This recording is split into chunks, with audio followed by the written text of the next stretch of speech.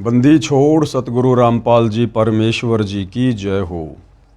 परम पिता परमात्मा सारी सृष्टि के रचनहार कुल मालिक असंख्य ब्रह्मांडों के स्वामी जगत गुरु तीनों लोकों में प्रवेश करके सबका धारण पोषण करने वाले राजाधिराज आत्माधार नाथों के नाथ देवों के देव महादेव सर्वेश्वर महेश्वर मृत्युंजय अजरो अमर आदि अनादि सनातनी प्रभु जगत पिता जगदीश्वर श्री श्री 1008 की उपाधि के वास्तविक अधिकारी अकाल मूर्त शब्द स्वरूपी राम वासुदेव सर्वगतम ब्रह्म परम पूज्य प्रथम पूज्य परम संत परम पुरुष परम धनी परम दयालु सत्य कबीर हक्का कबीर अल्लाहु कबीर अल्लाहु अकबर बाखबर अल्लाह ताला जगत के तारणहार जगत के मुक्तिदाता जगत के जगन्नाथ हारे के सहारे हिंदुओं के राम मुसलमानों के अल्लाह सिखों के वाहिगुरु ईसाइयों के मसीह दया के सागर दया निधि करुणा के सागर करुणा निधि स्वयंभू परिभू संकट मोचन कष्ट हरण मंगल करण दुख भंजन अविगत कबीर निर्विकार निर्विषम परमात्मा अलय अलेख सतगुरु आदि अनादि सतगुरु असली मर्यादा पुरुषोत्तम असली राम असली कृष्ण असली घनश्याम असली मुरारी राजाओं के राजा महाराजाओं के महाराजा शहंशाहों के शहंशाह सम्राटों के सम्राट भगवानों के भगवान अल्लाहों के अल्लाह प्रभुओं के प्रभु मसीहाओं के मसीह सच्चे वाहिगुरु बाबाओं के बाबा पीरों के पीर सेठों के सेठ जगत सेठ सावड़सा सेठ सर्वगुण संपन्न अनंत कोटि कलाओं के स्वामी अनंत कोटि ब्रह्मांडों के नायक योगियों में महायोगी ध्यानियों में महाध्यानी सिद्धों में परम सिद्ध ज्ञानियों में तत्व ज्ञानी ब्रह्म ज्ञानी महाज्ञानी परम ज्ञानी सर्वश्रेष्ठ ज्ञानी विज्ञानी युवा कबीर समर्थ कबीर असमवात अमित ओजा सच्चे रहनुमा करीम अल्लाह सुभान अल्लाह दुनिया के अंतिम पैगंबर 8 सितंबर 1951 से गांव धनाना जिला सोनीपत हरियाणा भारतवर्ष की पावन भूमि पे प्रकट रियल कल्कि भगवान श्री नारायण साकार हरि श्री बाबा साहेब नूर अनंत परमात्मा सच्चे दरवेश सच्चे बाखबर संत श्रोमणी सतगुरु रामपाल जी परमेश्वर जी के चरण कमल में साध संगति से जुड़े हुए देश विदेश से आप और हम सभी सत्सेवक भाई बहनों का अनंत कोटि दंडवत प्रणाम। सत्साई भाई और बहनों, बहुत बड़ी दया बहुत बड़ी मेहर पूज्य गुरुदेव भगवान की परमेश्वर रामपाल जी की, जिनके शुभ आशीर्वाद से विशेष आशीर्वाद से उन्हीं के कर कमल से लिखित पवित्र पुस्तक हिंदू साहिबान नहीं समझे गीता वेद पुराण, इस पवित्र पुस्तक के ऊपर वीडियो बनाने की श्रृंखला जारी है। प्रत्येक वीडियो में विशेषकर हिंदू समाज से जुड़े भाई बहनों को अध्यात्म के विषय में बहुत कुछ जानने सीखने और समझने को मिल रहा है। तो अभी तक जितने भी वीडियो बन चुके हैं, यदि आपने पहली बार ये वीडियो देखा है या देख रहे हैं तो आप जियों से गुजारिश है कि इस पवित्र पुस्तक के निष्कर्ष तक पहुंचने के लिए आप जी ने इस पुस्तक की भूमिका से सारे वीडियो देखने पड़ेंगे। आपने भाग 1 से वीडियो देखने का प्रयास करना है, तभी आप आगे की बातों को समझ पाएंगे।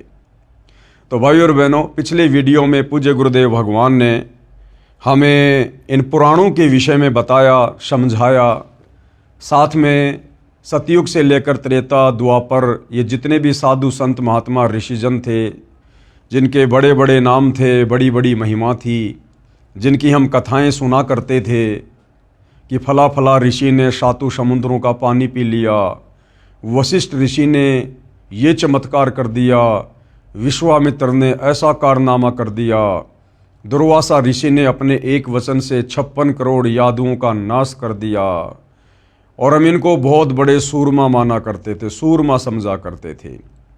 जबकि अब पूज्य गुरुदेव भगवान ने आकर अपने सत्संगों में और हिंदू साहिबान नहीं समझे गीता वेद पुराण इस पवित्र पुस्तक में हमें इनकी जड़ बताई कि इन साधु संत महात्माओं को, ऋषियों को, श्री रामचंद्र जी के गुरु वशिष्ठ जैसों को, विश्वामित्र जैसों को, श्री कृष्ण जी के गुरु दुर्वासा जैसे ऋषियों को वेदों के बारे में, गीता के बारे में या अध्यात्म के बारे में कै ख ग का भी ज्ञान नहीं था।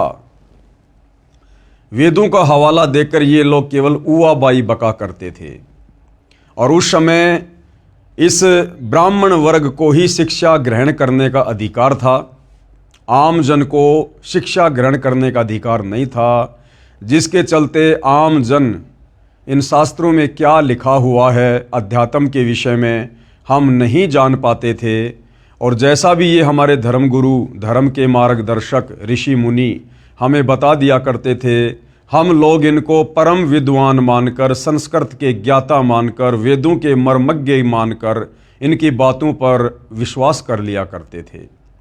तो भाइयों और बहनों, अब जाकर इस कलयुग की बिचली पीढ़ी में स्वयं परम अक्षर ब्रह्म ने सतलोक से चलकर पृथ्वी पर तत्वदर्शी संत के रूप में सन 1994 से ये सारे धर्मशास्त्र दिखा दिखाकर, इन ऋषि महर्षियों की जीवनी दिखा दिखाकर इनके आध्यात्मिक पोल पट्टी खोली है। तब जाकर हमें विश्वास हुआ है कि वास्तव में हमारे इन सनातनी ऋषि मुनियों को वेदों का ज्ञान नहीं था, सनातन का ज्ञान नहीं था।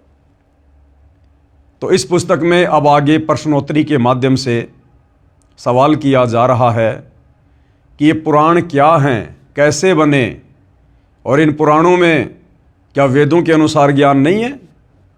और हमारे जो बड़े बड़े महापुरुष हुए हैं, जिन्होंने पुराणों की रचना की हैं, जिनकी कथाएं इन पुराणों में हम पढ़ते हैं, क्या इनको भी वेदों का ज्ञान नहीं था?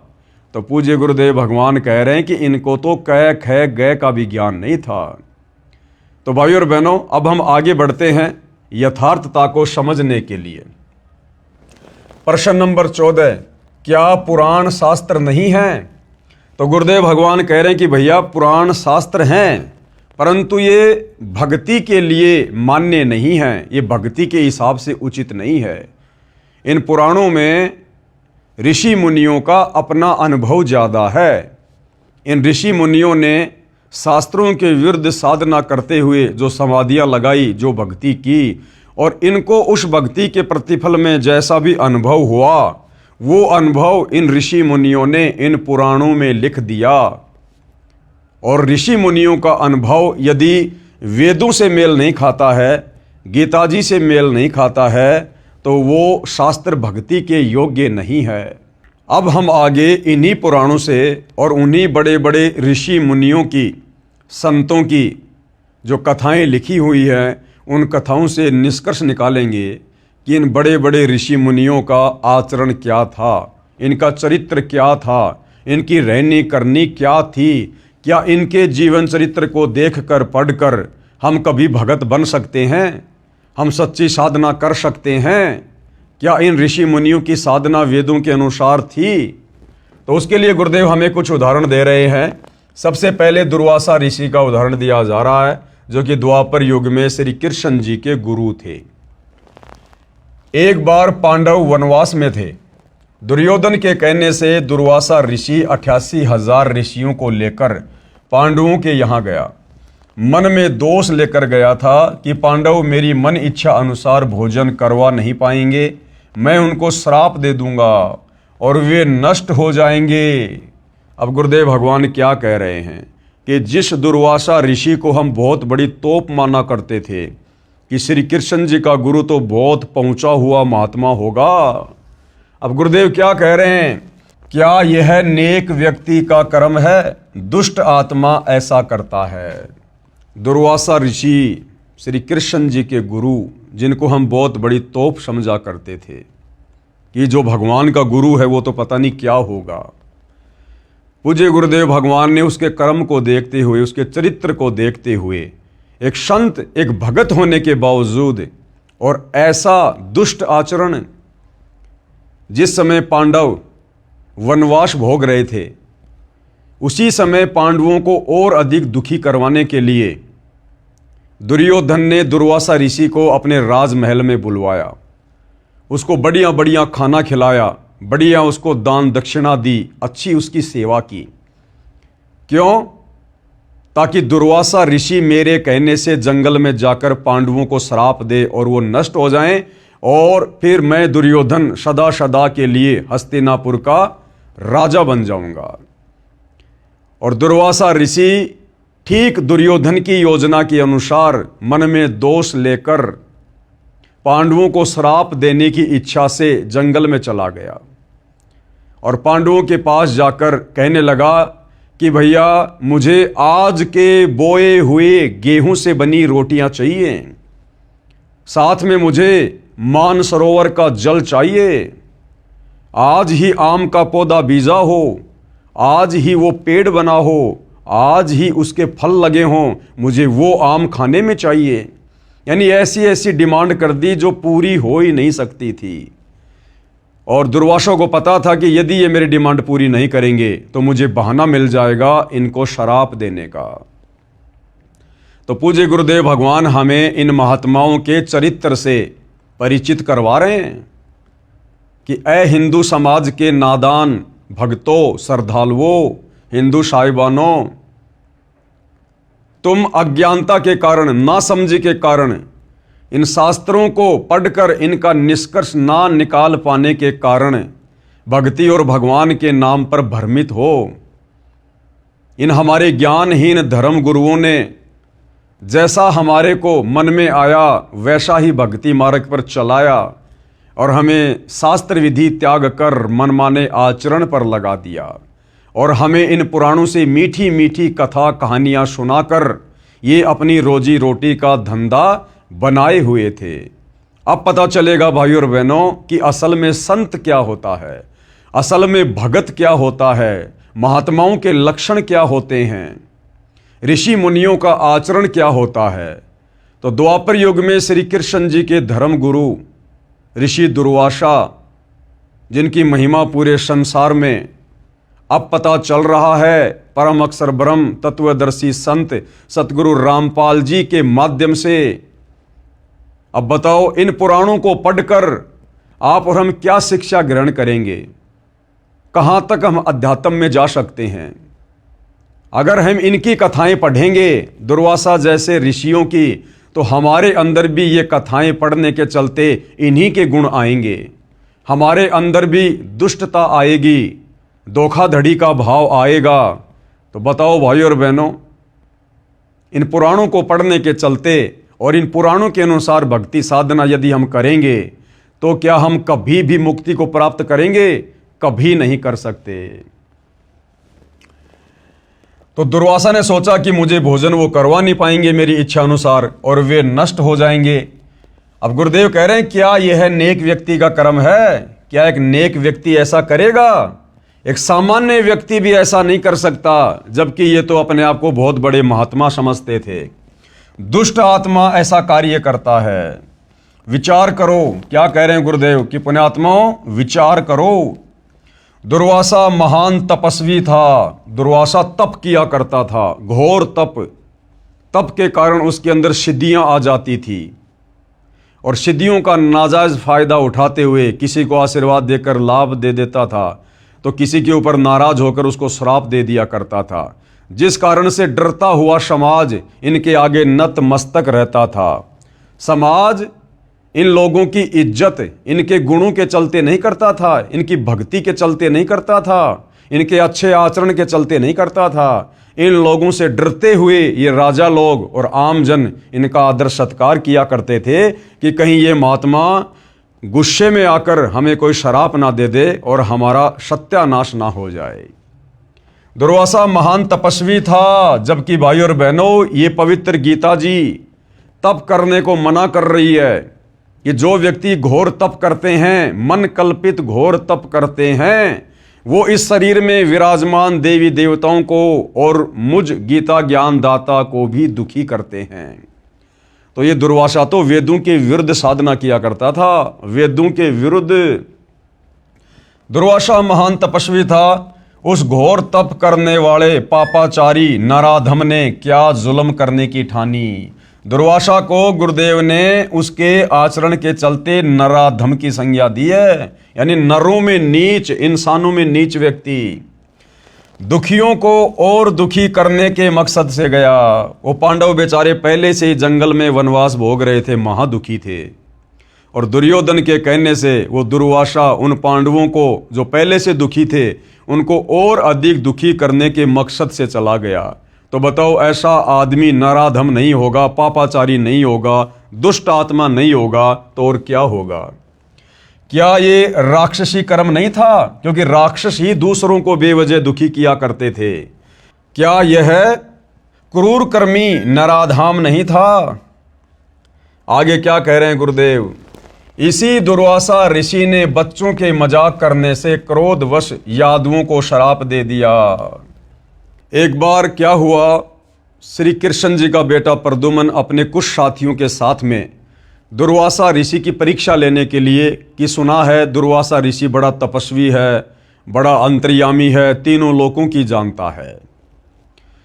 तो श्री कृष्ण जी के पुत्र प्रद्युम्न ने अपने पेट के ऊपर एक जो कढ़ाई होती है उसको बांध लिया, उसके ऊपर कुछ कपड़े वगैरह बांध लिए और औरतों के कपड़े पहन लिए, और बाकी जो उसके साथी थे वो उसके साथ में गए। एक उसका नकली पति बना दिया गया और दुर्वासा ऋषि के पास गए और उन्होंने कहा कि महात्मा जी, बड़े दिनों के बाद में इस बहन को गर्भ रहा है, परिवार को बड़ी खुशी है, वो ये जानना चाहते हैं कि इसके गर्भ में लड़का है या लड़की है, इसके गर्भ में क्या है, इसके गर्भ से क्या होगा। तो दुर्वासा ऋषि ने अपनी दिव्य दृष्टि से देखा तो पता चला कि ये तो मेरे साथ मजाक करने आए हैं। इतनी सी बात पर वो दुर्वासा ऋषि क्रोधित हो गया, आग बबूला हो गया, आंखें लाल कर ली, चिमटा हाथ में उठा लिया और श्राप दे दिया कि बताऊं क्या होगा? यादव कुल का नाश होगा, सत्यानाश होगा। और भाइयों और बहनों, इतिहास गवाह है, दुर्वासा ऋषि के उसी श्राप के चलते आगे चलकर श्री कृष्ण जी समेत पूरा यादव कुल, यानी 56 करोड़ यादव, जिसमें श्री कृष्ण जी समेत उनके बेटे बेटियां, उनकी पत्नी, उनका परिवार, उनके रिश्तेदार, सब लोग आपस में लड़ झगड़ कर कट कट कर यमुना के किनारे प्रभास क्षेत्र में समाप्त हो गए। इसलिए गुरुदेव भगवान ने दुर्वासा जैसे ऋषियों को, जो घोर तप किया करते थे, तप करके शक्तियां इकट्ठी किया करते थे और उसके बाद किसी का भला तो किसी का बुरा कर दिया करते थे, इसलिए परमेश्वर जी ने दुर्वासा जैसे ऋषियों को, जिनकी कथाएं इन पुराणों में आती हैं, इनको नराधम और दुष्ट आत्मा की संज्ञा दी है। इसी दुर्वासा ऋषि ने बच्चों के मजाक करने से क्रोधवश यादवों को श्राप दे दिया। बताओ, गलती तो करी कुछ एक बच्चों ने, 5-7 बच्चों ने, और श्राप दे दिया 56 करोड़ यादवों को। गलती 3-4 बच्चों ने, यानी प्रद्युम्न पुत्र श्री कृष्ण आदि ने की और श्राप पूरे यादव कुल का नाश होने का दे दिया। दुर्वासा के श्राप से 56 करोड़ यानी 56 करोड़ यादव आपस में लड़कर मर गए। श्री कृष्ण जी भी मारे गए। क्या ये राक्षसी कर्म दुर्वासा का नहीं था? और ऐसे राक्षसी कर्म करने वाले संतों की, महंतों की, ऋषियों की कथाएं सुनकर क्या हम मोक्ष प्राप्त कर सकते हैं? इसलिए भाइयों और बहनों, ये जो पुराण हैं, इन पुराणों की कथाएं, इन पुराणों का ज्ञान वेदों के विरुद्ध है, गीता जी के विरुद्ध है, और इनके ऊपर अमल करने से हम कभी भी अध्यात्म की ऊंचाइयों को नहीं छू सकते। अन्य पुराणों की रचना करने वाले ऋषियों के कारनामे सुनो, अन्य कर्म पुराण की रचना करने वाले ऋषियों के सुनो। वशिष्ठ ऋषि ने एक राजा को राक्षस बनने का श्राप दे दिया। वशिष्ठ ऋषि जो त्रेता युग में विष्णु अवतार श्री रामचंद्र जी के गुरु थे, सोचिए उनका कितना बड़ा आदर सम्मान होगा, कितनी महिमा होगी। 3 लोक के स्वामी विष्णु अवतार रामचंद्र जी के गुरु, और उनके कर्म दुष्ट आत्मा जैसे, नराधम जैसे। वशिष्ठ ऋषि ने एक राजा को राक्षस बनने का श्राप दे दिया। वह राक्षस बनकर दुखी हुआ। वशिष्ठ ऋषि ने एक अन्य राजा को इसलिए मरने का श्राप दे दिया जिसने ऋषि वशिष्ठ से यज्ञ अनुष्ठान न करवाकर अन्य से करवा लिया। गुरुदेव ने सत्संग में बताया कि एक समय एक राजा ने यज्ञ करवाना था, और यज्ञ करवाने के लिए वो राजा पहले वशिष्ठ ऋषि के पास गया। तो वशिष्ठ ऋषि ने कहा कि भैया मेरे पास तो पहले से एडवांस बुकिंग है, मैं तेरा यज्ञ 1 साल के बाद करूंगा। राजा वापस आ गया। राजा ने सोचा कि वशिष्ठ जी को तो काफ़ी समय लगेगा, चलो मैं किसी दूसरे ब्राह्मण से, दूसरे ऋषि से यज्ञ करवा लेता हूँ। उसने दूसरे ऋषि से यज्ञ करवा लिया। उधर से वशिष्ठ ऋषि भी आ गया कि चलो भाई वो राजा आया था, उसका यज्ञ करने के लिए चलते हैं। वहाँ आने के बाद वशिष्ठ को पता चला कि राजा ने तो यज्ञ करवा लिया, राजा का तो यज्ञ चल रहा है। इतनी सी बात से नाराज होकर दान दक्षिणा के चक्कर में, मान बढ़ाई के चलते, और वशिष्ठ ने उस राजा को श्राप दे दिया कि तेरी मृत्यु होगी। बताओ भाई और बहनों, ये भक्तों के लक्षण हैं, ये संतों के लक्षण है, ये ऋषि मुनियों के लक्षण है। अब सोचो, ऐसे ऋषि वशिष्ठ ने अपने शिष्य श्री रामचंद्र जी को भला क्या शिक्षा दी होगी। फिर उस राजा ने भी वशिष्ठ ऋषि को श्राप दे दिया, क्योंकि भक्ति कमाई तो राजाओं के पास भी होती थी। उस राजा ने भी वशिष्ठ को मरने का श्राप दे दिया। उधर से राजा ने भी शरीर छोड़ दिया, और फिर वशिष्ठ ऋषि को जो श्राप लगा था उसके चलते वशिष्ठ ऋषि को भी मरना पड़ा। उसने भी अपना शरीर छोड़ा। फिर दोबारा से कैसे उनको पुनर्जन्म मिला, उसकी कथा यहाँ गुरुदेव बता रहे हैं इन पुराणों में। वशिष्ठ ऋषि ने एक अन्य राजा को इसलिए मरने का श्राप दे दिया जिसने ऋषि वशिष्ठ से यज्ञ अनुष्ठान न करवाकर अन्य से करवा लिया। उस राजा ने वशिष्ठ ऋषि को मरने का श्राप दे दिया। दोनों की मृत्यु हो गई। वशिष्ठ जी का पुनः जन्म इस प्रकार हुआ जो पुराण कथा है। अब देखना भाई और बहनों, फिर दोबारा से वशिष्ठ ऋषि जी का जन्म कैसे हुआ। दो ऋषि जंगल में तपस्या कर रहे थे। ऊपर से एक मेनका आ गई, उर्वशी आ गई, अति सुंदर थी। उसके सौंदर्य को देखकर उन दोनों का वीर्यपात हो गया, और इस विधि से भाई और बहनों वशिष्ठ जी का पुनर्जन्म हुआ। वशिष्ठ जी का पुनर्जन्म इस प्रकार हुआ जो पुराण कथा है। दो ऋषि जंगल में तप कर रहे थे। एक अप्सरा स्वर्ग से आई, बहुत सुंदर थी। उसे देखने मात्र से दोनों ऋषियों का वीर्य संकलन यानी वीर्यपात हो गया।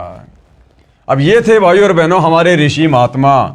ये दो ऋषि जो जंगल में तपस्या कर रहे थे। ऋषि यानी भगत, साधक। और क्यों गए थे वो जंगल में अपना घर परिवार छोड़कर? भगवान प्राप्त करने के लिए, साधु बनने के लिए, भक्ति करने के लिए। और वहां जाने के बाद फिर क्या हुआ? बन गए फिर वो भगत। दो ऋषि जंगल में तप कर रहे थे। एक अप्सरा स्वर्ग से आई, बहुत सुंदर थी। उसे देखने मात्र से दोनों ऋषियों का वीर्य संकलन यानी वीर्यपात हो गया। दोनों ने बारी बारी जाकर झोपड़ी में रखे खाली घड़े में वीर्य छोड़ दिया। उससे एक तो वशिष्ठ ऋषि वाली आत्मा का पुनर्जन्म हुआ, नाम वशिष्ठ ही रखा गया। दूसरे का कुंभज ऋषि नाम रखा जो अगस्त ऋषि कहलाया। अब देख लो भाई और बहनों, वशिष्ठ ऋषि और अगस्त ऋषि जिसने एक घूंट में 7 समुद्र पी लिए थे। इस प्रकार से इनकी उत्पत्ति हुई है। यानी इनके जो पैदा करने वाले थे उन दोनों ऋषियों का क्या चरित्र था। अब उनमें से कुछ गुण तो वशिष्ठ और अगस्त में भी आएंगे ना। तो इस प्रकार से फिर इनका पुनर्जन्म हुआ। ये कथाएं भाई और बहनों हम इन पुराणों में पढ़ा करते थे। ये काम सूत्र की कथाएं ज्यादा और भक्ति की कम। विश्वामित्र ऋषि के कर्म, और विश्वामित्र जो सतयुग में हुए थे, विश्वामित्र उसके विषय में कहा जाता है कि उससे बड़ा कोई तपस्वी नहीं था। स्वर्ग के देवता भी उससे डरा करते थे, घबराया करते थे। उस विश्वामित्र ऋषि के क्या कर्म थे, उस भगत के क्या कर्म थे। क्या इन साधु संतों के आचरणों को फॉलो करके हम कभी भी भक्ति मार्ग में सफल हो सकते हैं? हमने यही निष्कर्ष निकालना है भाई और बहनों कि ये जितने भी साधु संत महात्मा थे, क्या इनकी साधना वेदों के अनुसार थी? क्या इनकी भक्ति क्रिया वेदों के अनुसार थी?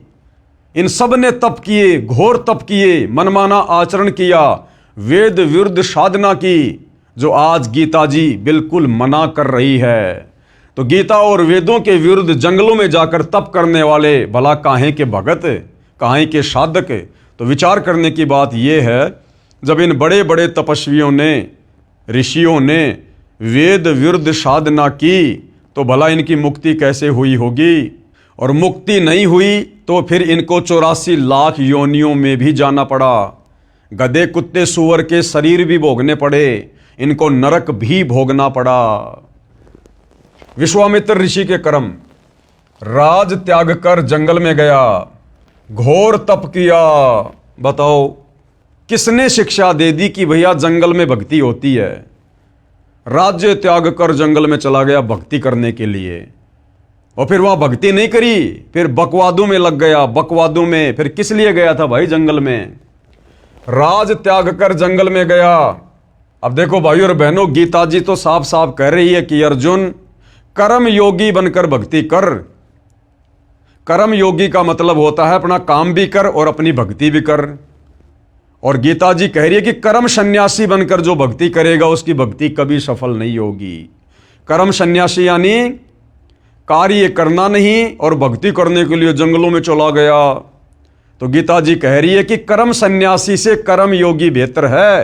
कर्म योगी यानी काम करते करते भक्ति करने वाले की भक्ति सफल होती है। तो राज त्याग कर जंगल में जाना ये वेद विरुद्ध है, गीता विरुद्ध है। जंगल में भगवान कोई पेड़ के थोड़ी बंधा हुआ है जो जाते खोल के ले आएगा। घोर तप किया। अब गीता जी तप करने के लिए भी मना कर रही है। गीता ज्ञान देने वाला ब्रह्म साफ साफ कह रहा कि तप करने वाले तो मुझे भी दुखी करते हैं, उनको तो मैं आसुरी योनियों में डालता हूं और नरक में डालता हूं उनको। तो क्या साधना की थी भाइयों और बहनों हमारे इन ऋषियों ने, जिनका आज तक हम आध्यात्मिक नादानी के चलते गुणगान कर रहे हैं और सिद्धियां प्राप्त की।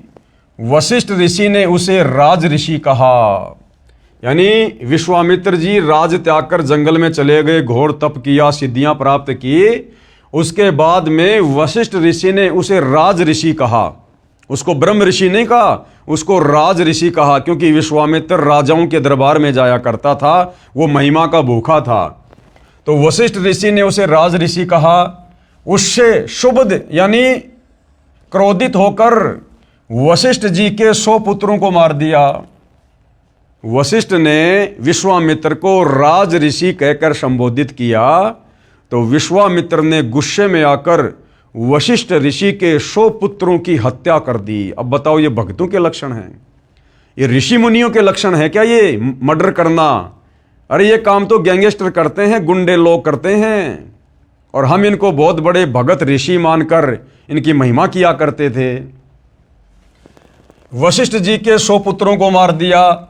जब वशिष्ठ ऋषि ने उसे ब्रह्म ऋषि कहा तो खुश हुआ, और जब उसको ब्रह्म ऋषि कह दिया एक समय तो विश्वामित्र बड़ा प्रसन्न हुआ। ये तो वही बात हो गई, यदि हम कुत्ते को रोटी डालेंगे तो पूंछ हिलाएगा, और उसको जरा सा हम उसको कहेंगे हट तो तुरंत वो भौंकेगा। तो ये आचरण था भाइयों और बहनों हमारे इन बड़े बड़े ऋषि मुनियों का।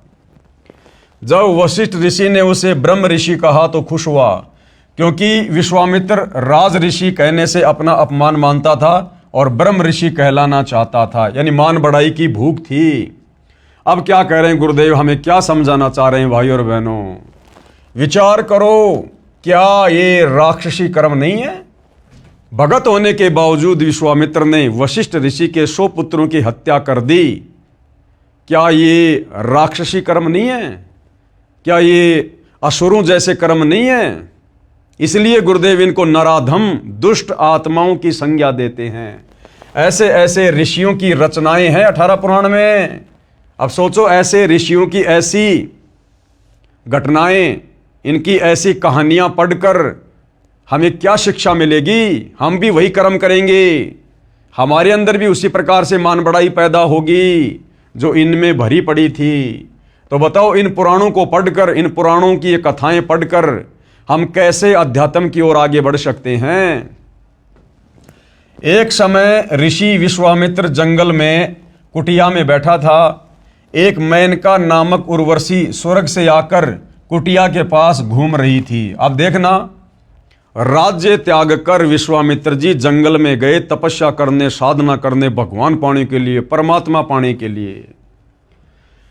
और जब विश्वामित्र जंगल में अपनी कुटिया में बैठा था तो एक मेनका नामक उर्वशी स्वर्ग से आकर कुटिया के पास घूम रही थी। क्योंकि भाइयों और बहनों, जो देवताओं का राजा इंद्र है उसको एक हिदायत दी जाती है जब उसको इंद्र की वो पदवी दी जाती है। उसको सूचित कर दिया जाता कि भैया यदि पृथ्वी पर इंद्र की गद्दी प्राप्त करने योग्य किसी ने तप कर लिया, भक्ति साधना कर ली, हवन यज्ञ कर लिए, तो उसी समय तेरे को इंद्र की गद्दी से नीचे उतारा जाएगा और उसको इंद्र की गद्दी सौंपी जाएगी। उस व्यक्ति को, उस साधक को इंद्र की गद्दी पर बैठा दिया जाएगा। तो इंद्र को हमेशा चिंता रहती है कि इंद्र की गद्दी प्राप्त करने योग्य कोई तप ना कर ले, कोई तपस्या ना कर ले, कोई भक्ति ना कर ले। तो वो अपने हलकारों को, अपने एजेंटों को इस पृथ्वी पर गुप्त रूप में इस प्रकार की जानकारी इकट्ठा करने के मकसद से और उन तपस्वियों के तप को खंडित करवाने की दृष्टि से भेजता रहता है। यानी हमने जो पढ़ा था ना गीता अध्याय 9 श्लोक नंबर 25 में कि पितरों को पूजने वाले पितरों को प्राप्त होंगे, भूतों को पूजने वाले भूत बनेंगे और देवताओं को पूजने वाले देवताओं के पास जाएंगे। तो देवताओं की पूजा करने वाले इस प्रकार से देवलोक में चले जाते हैं और वहां फिर ये देवता लोग, वहां के राजा लोग फिर उनका मिसयूज करते हैं। मिसयूज कैसे? जैसे विश्वामित्र जी जंगल में अपनी कुटिया में बैठा था, तप करने के मकसद से जंगल में आया था। उधर से इंद्र को किसी ने सूचना दे दी, उसके हलकारे ने, उसके सैनिक ने, कि भैया ऐसे ऐसे विश्वामित्र घोर तप कर रहा है। उधर से इंद्र ने वो मेनका भेज दी, वो लड़की भेज दी जो इस पृथ्वी लोक पर भक्ति करके देवताओं की देवलोक में चली गई थी, यानी देवताओं को पूजने वाले देवताओं के लोक में जाएंगे। तो इंद्र फिर इस प्रकार से उन आत्माओं का दुरुपयोग करता है। तो इंद्र ने क्या किया कि एक मेनका नामक उर्वशी स्वर्ग से आकर कुटिया के पास घूमने लगी। विश्वामित्र उस पर आसक्त हो गया। बताओ, राज्य छोड़कर गया था, बाल बच्चे छोड़कर गया था, अपनी जो पत्नियां थी उनको छोड़ छाड़ के गया था कि मैं भक्ति करूंगा, भगत बनूंगा, और जंगल में जाकर फिर वही कुकर्म करने लग गया। उस मेनका की सुंदरता को देखकर उसके ऊपर आसक्त हो गया और उससे शारीरिक संबंध बनाए। विश्वामित्र उस पर आसक्त हो गया, पति पत्नी व्यवहार किया, यानी शारीरिक संबंध बनाए। एक कन्या का जन्म हुआ, नाम शकुंतला रखा। कन्या जब 6 महीने की हुई तो उर्वशी स्वर्ग में चली गई। बोली मेरा काम हो गया, तेरी औकात का पता करने इंद्र ने भेजी थी, वह देख ली। जाते जाते उस मेनका ने क्या कहा कि मुझे तो इंद्र ने भेजी थी तेरी औकात का पता करने के लिए कि तू कितना बड़ा भगत है, तू कितना बड़ा तपस्वी है। तू घर छोड़कर, बाल बच्चों को छोड़कर भक्ति करने आया था या बकवाद करने आया था? भाई का इतना समूह हो गया, इतना समूह। कन्या 6 महीने की हुई तो उर्वशी स्वर्ग में चली गई। बोली मेरा काम हो गया, तेरी औकात का पता करने इंद्र ने भेजी थी, वो देख ली। कहते हैं विश्वामित्र उस कन्या को कण्व ऋषि की कुटिया के सामने रखकर फिर से गहरे जंगल में तप करने गया। कण्व ऋषि ने उस कन्या को पाल पोस कर राजा दुष्यंत से विवाह कर दिया। अब एक बार तो भाई ने तपस्या करके किला तोड़ दिया, फिर दोबारा से गहरे जंगल में चला गया। तो गुरुदेव कह रहे हैं दूसरी बार कौन सा वो गीता जी पढ़ के गया था जो बिल्कुल सही साधना की होगी उसने, दोबारा भी वही डले ढोने के लिए चला गया, वेद विरुद्ध साधना करने के लिए। तो क्या कह रहे हैं गुरुदेव? विचार करो, विश्वामित्र पहले उसी गहरे जंगल में घोर तप करके आया ही था। अरे उस गहरे जंगल में तो पहले तप करके आया था, उसके बाद वो अप्सरा के ऊपर आसक्त हो गया और दोबारा से गहरे जंगल में चला गया और आते ही वशिष्ठ जी के पुत्र मार डाले, उर्वशी से उलझ गया, नाश करवाकर फिर डले ढोने गया। फिर क्या वह गीता पढ़ कर गया था कि दूसरी बार जंगल में कौन सा वो गीता जी पढ़ के गया था जो बिल्कुल सही साधना करके आया होगा? वो ही डले उसने दोबारा से ढोए। उसी लोकवेद के अनुसार शास्त्र विधि रहित मनमाना आचरण किया। फिर विश्वामित्र ऋषि ने राजा हरिश्चंद्र से छल करके राज्य लिया। बताओ, फिर विश्वामित्र ने राजा हरिश्चंद्र से छल करके, धोखा करके और उसका राज्य छीन लिया। बेचारा राजा हरिश्चंद्र, उसका बेटा, उसकी पत्नी, उन्होंने कितने दुख उठाए। अब बताओ, हम इनको ऋषि मुनि कहें या हम इनको नराधम कहें? इनको साधु संत कहें या इनको पापात्मा कहें। क्या एक भगत, एक ऋषि कभी किसी को दुखी कर सकता है? कभी किसी के ऊपर इस प्रकार से पीड़ाओं का दौर शुरू कर सकता है? तो भाइयों और बहनों, ये सारी की सारी कथाएं इन पुराणों में लिपिबद्ध हैं और इन कथाओं को ये हमारे धर्म गुरु हमें बड़े लतीफ़ेदार तरीके से सुनाया करते थे, ढोलक पेटी की तर्ज पर, और हम बड़े प्रसन्न हुआ करते थे। वाह वाह वाह। आज सतगुरु रामपाल जी ने हमारी ज्ञान वाली आंखें खोलकर शास्त्र अनुकूल सत भक्ति देकर अब हमें समझाया है, अब हमारी समझ में आया है कि ये जितने भी साधु संत महात्मा थे, ऋषि मुनि थे, जो वेद विरुद्ध साधना किया करते थे, घर त्याग कर, परिवार त्याग कर, ये तो केवल डले ढोया करते थे, डले। भक्ति नाम की कोई चीज़ नहीं थी इनके पास। ये तप करके, क्योंकि तप करने से सिद्धियां आ जाती हैं, सिद्धियां प्राप्त करके किसी का भला कर देते थे, किसी का बुरा कर दिया करते थे, और इस प्रकार जनता में भय व्याप्त करके, एक डर का माहौल पैदा करके ये राजाओं से बख्शिश ले लिया करते थे, राज दरबारों में पड़े रहा करते थे उनके धर्म गुरु बनकर। तो ये था हमारे इन ऋषि मुनियों का, तपस्वियों का चरित्र, जो आज सतगुरु रामपाल जी ने सर्व के समक्ष इन्हीं के जीवन चरित्र से, इन पुराणों से निकाल कर दिखा दिया है। फिर विश्वामित्र ऋषि ने राजा हरिश्चंद्र से छल करके राज्य लिया। राजा हरिश्चंद्र, उसकी पत्नी तारावती तथा पुत्र रोहतास के साथ अत्याचार किए। उसके बाद भाइयों और बहनों, अगस्त ऋषि का चमत्कार। अगस्त ऋषि और वशिष्ठ ऋषि किस प्रकार से पुनर्जन्म को प्राप्त हुए थे, आपने पढ़ लिया होगा। तो अगस्त ऋषि ने फिर क्या चमत्कार किया और उसकी महिमा बन गई। एक अगस्त ऋषि हुआ है जो कुंभज से जन्मा था, कुंभज से। उसने तप करके सिद्धियां प्राप्त की। अगस्त ऋषि ने भी तप किया, और तप करना वेदों के विरुद्ध है, गीता जी के विरुद्ध है, और जो व्यक्ति गीता और वेदों के विरुद्ध साधना करेगा उसका मोक्ष नहीं, उसकी मुक्ति नहीं, उसका जन्म मरण का झंझट समाप्त नहीं हो सकता। वो लक 84 में धक्के खाएगा ही खाएगा। तो अगस्त ऋषि, जिसकी इतनी बड़ी महिमा थी, वो भी वेद विरुद्ध साधना किया करता था। उसने तप करके सिद्धियां प्राप्त की, सातों समुद्रों को एक घूंट में पी लिया, फिर वापस भर दिया अपनी महिमा बनाने के लिए। क्या ये मुक्ति है? ऐसे ऐसे ऋषियों की अपनी विचारधारा इन पुराणों में है। पुराणों में जो ज्ञान वेदों व गीता से मेल नहीं करता वह लोक वेद है, यानी सुनी सुनाई बात है, उसे त्याग देना चाहिए, छोड़ देना चाहिए। इन ऋषियों से प्राप्त लोक वेद को वर्तमान पवित्र हिंदू धर्म के वर्तमान धर्म प्रचारक, गीता मनीषी, आचार्य तथा शंकराचार्य व महामंडलेश्वर प्रचार कर रहे हैं। इस कूड़े ज्ञान को, इस अज्ञान को, जो कि वेद विरुद्ध है, गीता जी के विरुद्ध है, मुक्ति मार्ग के विरुद्ध है, ये हमारे वर्तमान के तमाम आचार्य, शंकराचार्य, धर्म गुरु, मंडलेश्वर प्रचार करते हुए फिर रहे हैं। तो विचार करो भाइयों और बहनों, फिर हमारे वर्तमान के धर्म गुरुओं को, आचार्य और शंकराचार्यों को भला कहां से मुक्ति का ज्ञान प्राप्त है?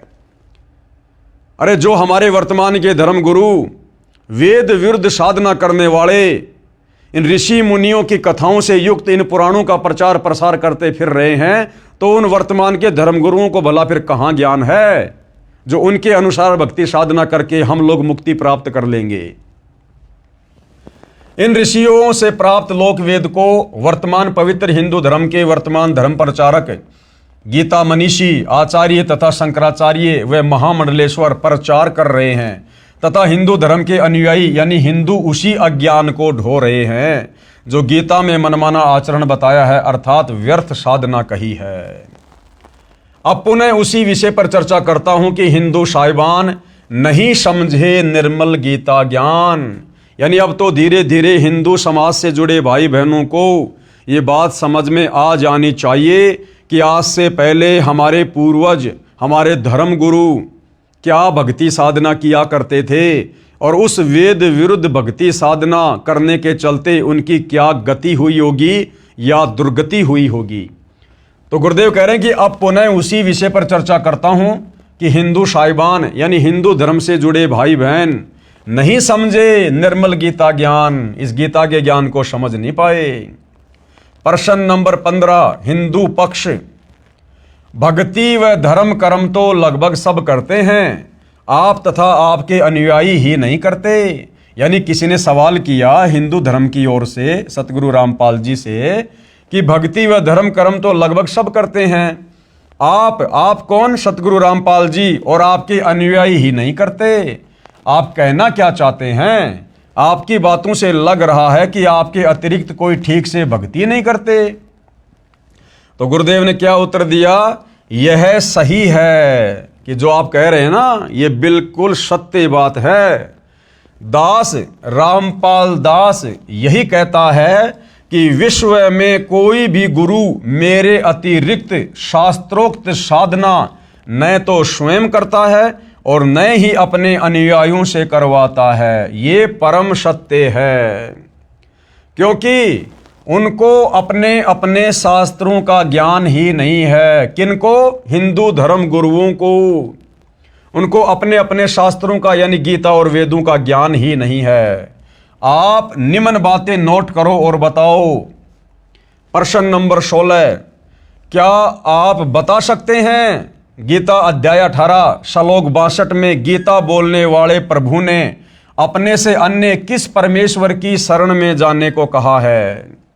तो गुरुदेव ने सवाल किया कि भैया क्या आप और आपके धर्मगुरु बता सकते हैं कि गीता का ज्ञान देने वाले भगवान ने, जिसको तुम श्री कृष्ण जी कहते हो, विष्णु कहते हो, असल में वो ब्रह्म है जो श्री कृष्ण जी के शरीर में प्रेत की तरह प्रवेश करके महाभारत के युद्ध में गीता जी का ज्ञान बोल रहा है।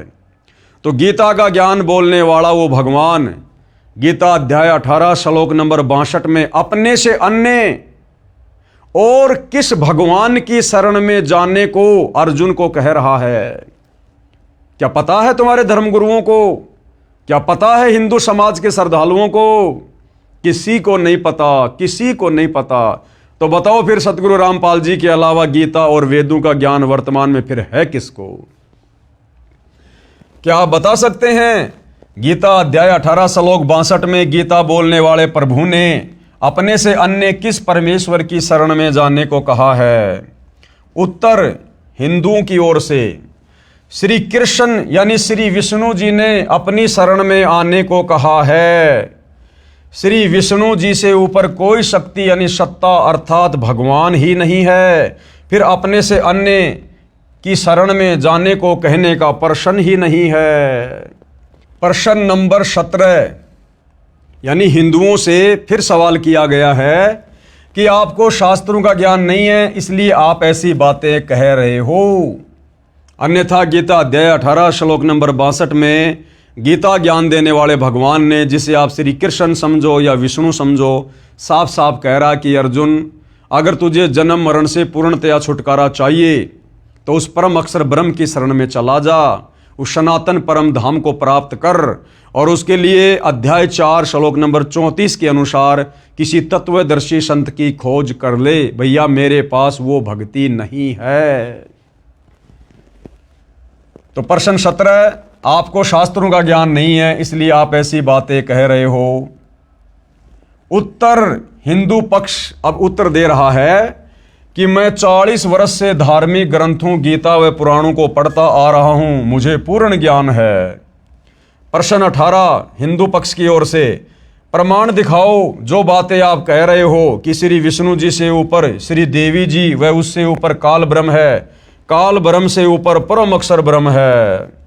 तो उत्तर दे रहे हैं गुरुदेव भगवान, आप झूठ कह रहे हो कि श्री विष्णु जी से ऊपर कोई परमात्मा यानी शक्ति नहीं है। गुरुदेव भगवान कह रहे हैं कि हे नादान, श्री विष्णु जी से ऊपर तो बहुत शक्तियां हैं। अब ये प्रमाण करके दिखाएंगे गुरुदेव भगवान हिंदू शास्त्रों से। पेश है प्रमाण के लिए संक्षिप्त श्रीमद् देवी भागवत पुराण के प्रथम स्कंद के अध्याय 4 पेज नंबर 44 और 45 की फोटोकॉपी, जिसमें श्री विष्णु जी ने कहा है कि मैं देवी दुर्गा अष्टंगी की भक्ति करता हूं।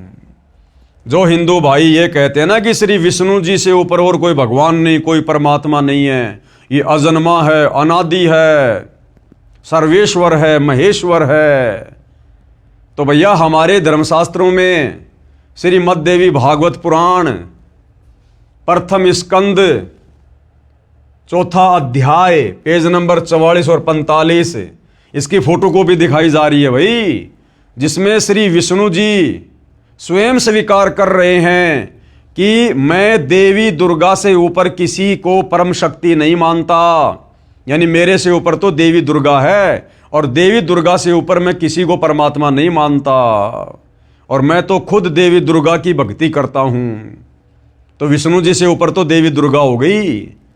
फिर आगे चलकर देवी दुर्गा कह रही है कि मेरी भक्ति भी छोड़ दो, तुम ब्रह्म की भक्ति करो, ब्रह्म की भक्ति जो कि ब्रह्मलोक में रहता है, ओम उसका मंत्र है।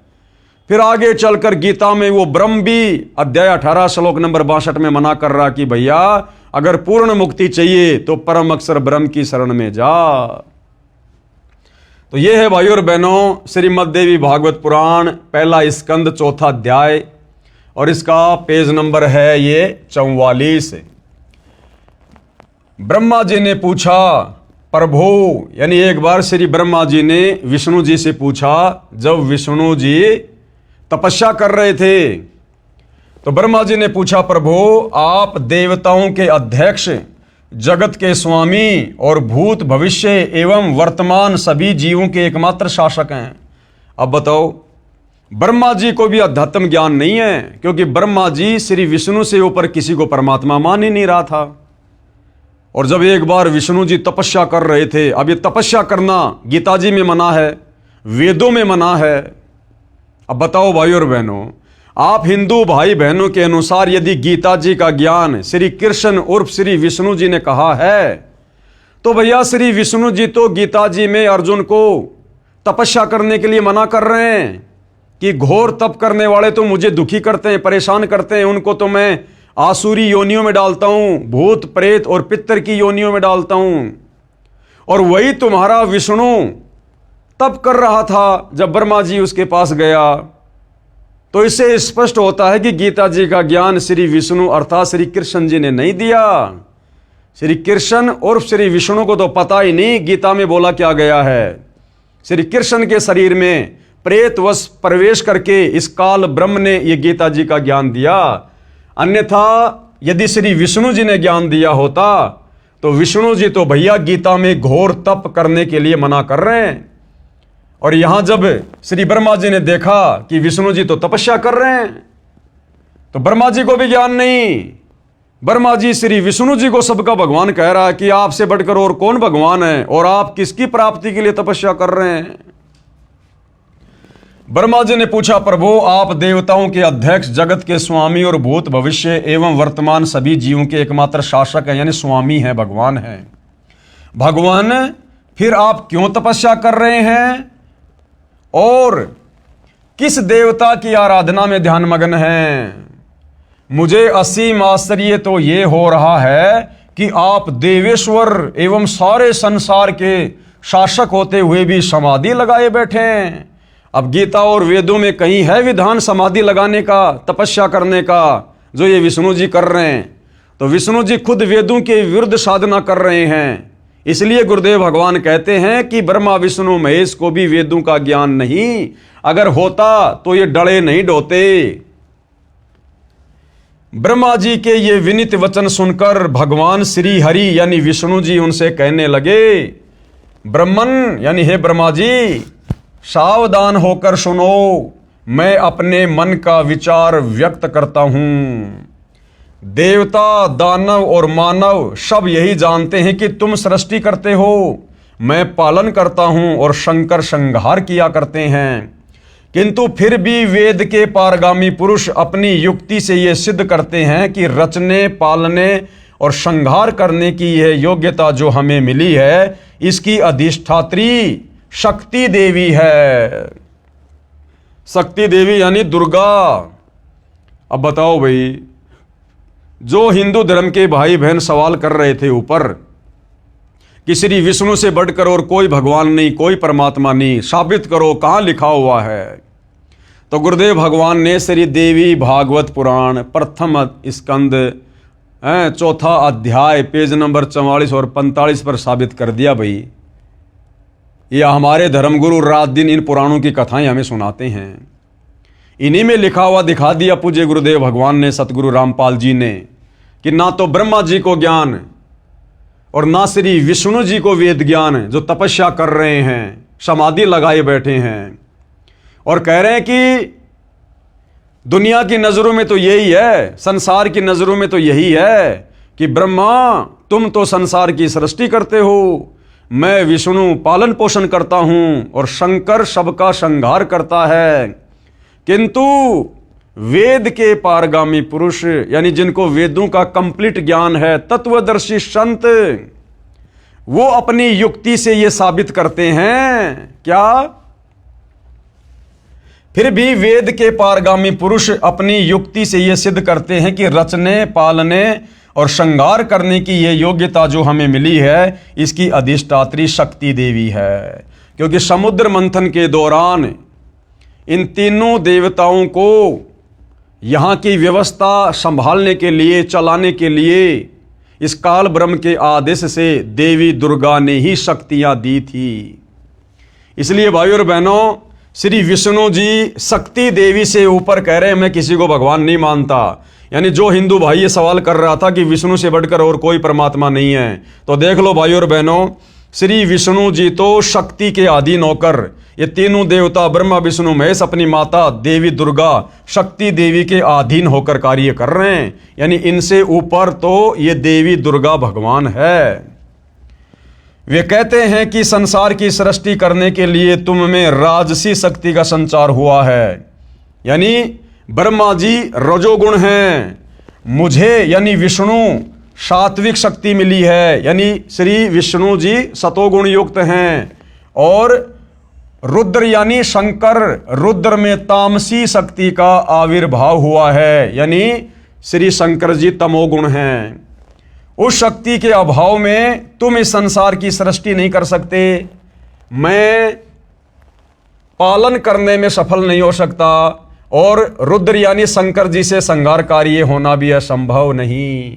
ब्रह्मा जी हम सभी, देख लो भाई, विष्णु जी कह रहे हैं ब्रह्मा जी को कि ब्रह्मा जी हम सभी यानी मैं और शंकर और तुम, हम सभी यानी तीनों देवता उस शक्ति के सहारे ही अपने कार्यों में सदा सफल होते आए हैं। यानी देवी दुर्गा के, शक्ति देवी के आशीर्वाद से हम तीनों के कार्य हो रहे हैं। तो ब्रह्मा विष्णु महेश से बड़ी शक्ति, ब्रह्मा विष्णु महेश से बड़ा भगवान यहां पर कौन साबित हुआ? देवी दुर्गा।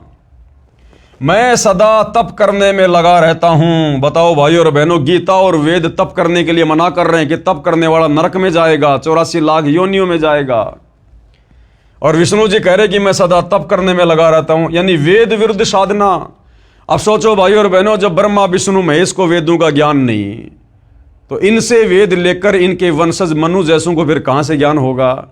और मनु जैसों से वेद ज्ञान पढ़कर आगे समाज में आधा अधूरा ज्ञान फैलाने वाले हमारे इन ऋषि मुनियों को फिर कहां से ज्ञान हुआ होगा? जो ये पुराण लिख लिख के चले गए, इन पुराणों की जिन्होंने रचना कर दी, अपना अनुभव लिख दिया। इसलिए भाइयों और बहनों, अध्यात्म के नाम पर, भक्ति और भगवान के नाम पर, सत्य साधना के नाम पर पूरा संसार विचलित है, पूरा संसार। अब दोबारा से सतगुरु रामपाल जी इस अध्यात्म को उठा रहे हैं। तो विष्णु जी कह रहे हैं कि मैं सदा तप करने में लगा रहता हूं, उस शक्ति के शासन से कभी मुक्त नहीं रह सकता, यानी दुर्गा देवी के कंट्रोल में काम करता हूं। कभी अवसर मिला तो लक्ष्मी के साथ सुखपूर्वक समय बिताने का सौभाग्य प्राप्त होता है। मैं कभी तो दानवों के साथ युद्ध करता हूं। अखिल जगत को भय पहुंचाने वाले दैत्यों के विकराल शरीरों को शांत करना यानी नष्ट करना मेरा परम कर्तव्य हो जाता है। बताओ, बेचारा तप करके सिद्धियां प्राप्त करता है विष्णु, और सिद्धियां प्राप्त करके फिर सारी जिंदगी राक्षसों के साथ में लड़ाई झगड़ा करने में लगा रहता है। यानी भाइयों और बहनों, पल भर की भी शांति नहीं हमारे भगवानों को, पल भर की भी। अब इनकी भक्ति करके फिर हमें कैसे परम शांति प्राप्त होगी? उन्हीं भगवती शक्ति का मैं निरंतर ध्यान किया करता हूं। ब्रह्मा जी, अब देख लो भाइयों और बहनों, जो कह रहे थे कि विष्णु से ऊपर कोई भगवान नहीं, कोई शक्ति नहीं, ब्रह्मा जी मेरी जानकारी में इस भगवती शक्ति से बढ़कर दूसरे कोई देवता नहीं है। क्लियर कर दिया विष्णु जी ने कि मेरी जानकारी में इस भगवती शक्ति दुर्गा से बढ़कर और कोई भगवान नहीं, कोई देवता नहीं। यानी विष्णु जी ने अपने से ऊपर देवी दुर्गा को साबित कर दिया। जो भाई ये कह रहे थे सवाल करके कि विष्णु जी से ऊपर कोई भगवान नहीं, कोई परमात्मा नहीं, देख लो भाई इन्हीं पुराणों में लिखा हुआ है। आगे क्या कह रहे हैं गुरुदेव भगवान, इस संक्षिप्त श्रीमद देवी भागवत के उल्लेख से हिंदू पक्ष का दावा गलत सिद्ध होता है। हिंदू पक्ष ने जो दावा किया था ना कि विष्णु से बढ़कर और कोई शक्ति नहीं, कोई भगवान नहीं, तो भैया ये श्रीमद देवी भागवत पुराण पहला स्कंद चौथा अध्याय पेज नंबर 44 और 45 बिल्कुल क्लियर कर रहा है। और हिंदू पक्ष ने जो सवाल किया था वो हिंदू पक्ष यहां पर गलत साबित हुआ। इस संक्षिप्त श्रीमद देवी भागवत के उल्लेख से हिंदू पक्ष का दावा गलत सिद्ध होता है कि श्री विष्णु जी से ऊपर कोई भगवान नहीं है, क्योंकि श्रीमद देवी भागवत देवी पुराण के प्रथम स्कंद के अध्याय 4 में प्रमाण है कि एक बार श्री ब्रह्मा जी ने श्री विष्णु जी को महान तप करते हुए देखकर प्रसन्न किया। अब दोबारा से आपको गुरुदेव भगवान दिखा रहे हैं लिखा हुआ, जो आपने अभी फोटोकॉपी में देखा कि एक बार श्री ब्रह्मा जी गए विष्णु जी से मिलने, तो ब्रह्मा जी ने देखा कि विष्णु जी तो तप करने में लगे हुए हैं। एक बार श्री ब्रह्मा जी ने श्री विष्णु जी को महान तप करते हुए देखकर प्रसन्न किया कि हे प्रभु, आप देवताओं के अध्यक्ष, जगत के स्वामी तथा सभी जीवों के शासक होते हुए भी किस देवता की आराधना में ध्यानमग्न हैं। मुझे असीम आश्चर्य तो ये हो रहा है कि आप देवेश्वर यानी देवताओं में सर्वश्रेष्ठ एवं सारे संसार के शासक यानी मालिक स्वामी भगवान होते हुए भी समाधि लगाए बैठे हैं।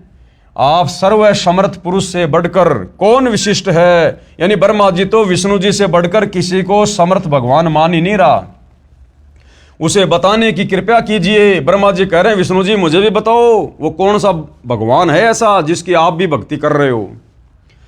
ब्रह्मा जी के विनीत वचन सुनकर भगवान श्री हरि उनसे कहने लगे, ब्रह्मन सावधान होकर सुनो, मैं अपने मन का विचार व्यक्त करता हूँ। मैं भगवती अध्याशक्ति यानी अष्टंगी यानी देवी दुर्गा का ध्यान तप करके किया करता हूँ। अब ये तप करना भाई और बहनों कौन से शास्त्र में लिखा हुआ है? ना वेदों में ना गीता में। ये समाधि लगाना कौन से शास्त्र में लिखा हुआ है? तो जब हमारे तीनों भगवान ही वेद विरुद्ध साधना कर रहे हैं तो बाकी जीवों को, ऋषि मुनियों को, शंकराचार्यों को, महर्षियों को भला कहाँ से वेद ज्ञान होगा? इसलिए सबकी दुर्गति होती है। ये सारे के सारे लक 84 में जाते हैं, ब्रह्मा विष्णु महेश सही थे। अब बताओ भाई और बहनों फिर कौन बच गया हम जिसके मार्गदर्शन में भक्ति करें? इसलिए उस परम अक्षर ब्रह्म को, सत्य पुरुष को, कबीर देव को सत्य भक्ति बताने के लिए, वेद अनुकूल, गीता अनुकूल साधना बताने के लिए और संसार से करवाने के लिए स्वयं ही धरती पर तत्वदर्शी संत के रूप में प्रकट होना पड़ता है, जो निसंदेह वर्तमान में सतगुरु रामपाल जी हैं। अन्यथा सतयुग से लेकर वर्तमान का इतिहास बता दो, यदि किसी भी हिंदू, मुस्लिम, सिख, ईसाई धर्म के धर्म गुरुओं ने इस प्रकार से अपने अनुयायियों को, अपने समाज के लोगों को, श्रद्धालुओं को ये वेद पढ़ाए हों, गीता पढ़ाई हो, इस प्रकार से अध्यात्म ज्ञान को सुलझाया हो, आज तक किसी ने नहीं सुलझाया। केवल इन लोगों ने उलझाया है, उलझाया। अब सुलझा तो सतगुरु रामपाल जी रहे हैं। तो श्री विष्णु जी कह रहे हैं कि भैया मैं देवी दुर्गा का ध्यान तप करके किया करता हूं। ब्रह्मा जी, मेरी जानकारी में इन भगवती शक्ति यानी प्रकृति देवी, अष्टंगी देवी से बढ़कर दूसरे कोई देवता नहीं है। इस संक्षिप्त देवी भागवत पुराण के लेख से स्पष्ट हुआ कि श्री विष्णु अर्थात श्री कृष्ण जी श्री देवी दुर्गा जी की भक्ति यानी पूजा करते हैं। कहा है कि इस अध्याशक्ति से बड़ा कोई देवता भगवान मेरी जानकारी में नहीं है। यानी ये भाई और बहनों दी एंड हो गया श्री विष्णु जी और श्री ब्रह्मा जी के ज्ञान का। दी एंड हो गया, क्योंकि ब्रह्मा जी तो विष्णु से बढ़कर किसी को भगवान नहीं मान रहे थे और विष्णु जी कह रहे हैं कि मैं देवी दुर्गा से बढ़कर किसी को भगवान नहीं मानता। तो हमारे भगवान को किस स्तर का ज्ञान है आप जी देख लीजिएगा। लेखक यानी सतगुरु रामपाल जी अब क्या कह रहे हैं? हिंदू साहिबानों की झूठ सामने है। जो कहते हैं कि श्री कृष्ण जी अर्थात श्री विष्णु जी से बढ़कर कोई देवता यानी परमेश्वर नहीं है, जबकि श्री विष्णु जी ने अपने से अन्य सर्वसमर्थ शक्ति श्री देवी दुर्गा को बताया है। आगे देखो भाइयों और बहनों, ओम नाम ब्रह्म का जाप है। आपने गीता जी में पढ़ा अध्याय 8 श्लोक नंबर 13 में, ये गीता का ज्ञान देने वाला भगवान ब्रह्म स्वयं कह रहा अपनी साधना के विषय में कि ओम इति एक अक्षर ब्रह्म व्यवहरण माम अनुस्मरण ये पर्याति तजन देहम से याति परमाम गतम, कि अर्जुन मेरा तो एक ओम नाम का जाप है और मैं ब्रह्मलोक में रहता हूं। ब्रह्मलोक में ओम नाम ब्रह्म का जाप है, इससे ब्रह्मलोक प्राप्त होता है। ब्रह्म आकाश में ब्रह्मलोक में रहता है। ये जानकारी कहाँ है देखिएगा, संक्षिप्त श्रीमद् देवी भागवत पुराण गीता प्रेस गोरखपुर से प्रकाशित व मुद्रित है, जिसके संपादक हैं हनुमान प्रसाद पोदार व चिमन लाल गोस्वामी। इसके 7वें स्कंद के अध्याय 36 में श्री देवी ने राजा हिमालय से कहा कि हे पर्वतराज, उस ब्रह्म का क्या स्वरूप है यह बतलाया जाता है। यानी अब देवी दुर्गा अपने से अन्य उस ब्रह्म की भक्ति करने के लिए कह रही है कि मेरी भक्ति साधना भी छोड़ दो, कुछ नहीं मिलेगा, उस ब्रह्म की भक्ति करो। उस ब्रह्म का क्या स्वरूप है यह बतलाया जाता है।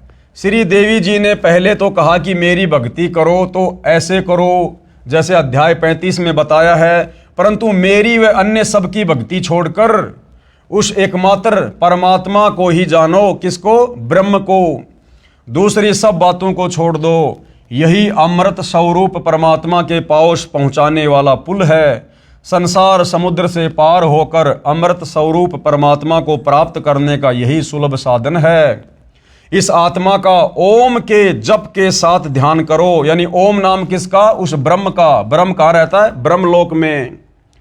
और गीता जी अध्याय 8 श्लोक नंबर 16 में वो ब्रह्म खुद कह रहा है कि भैया ब्रह्मलोक पर्यंत सर्वलोक पुनरावर्ती में है।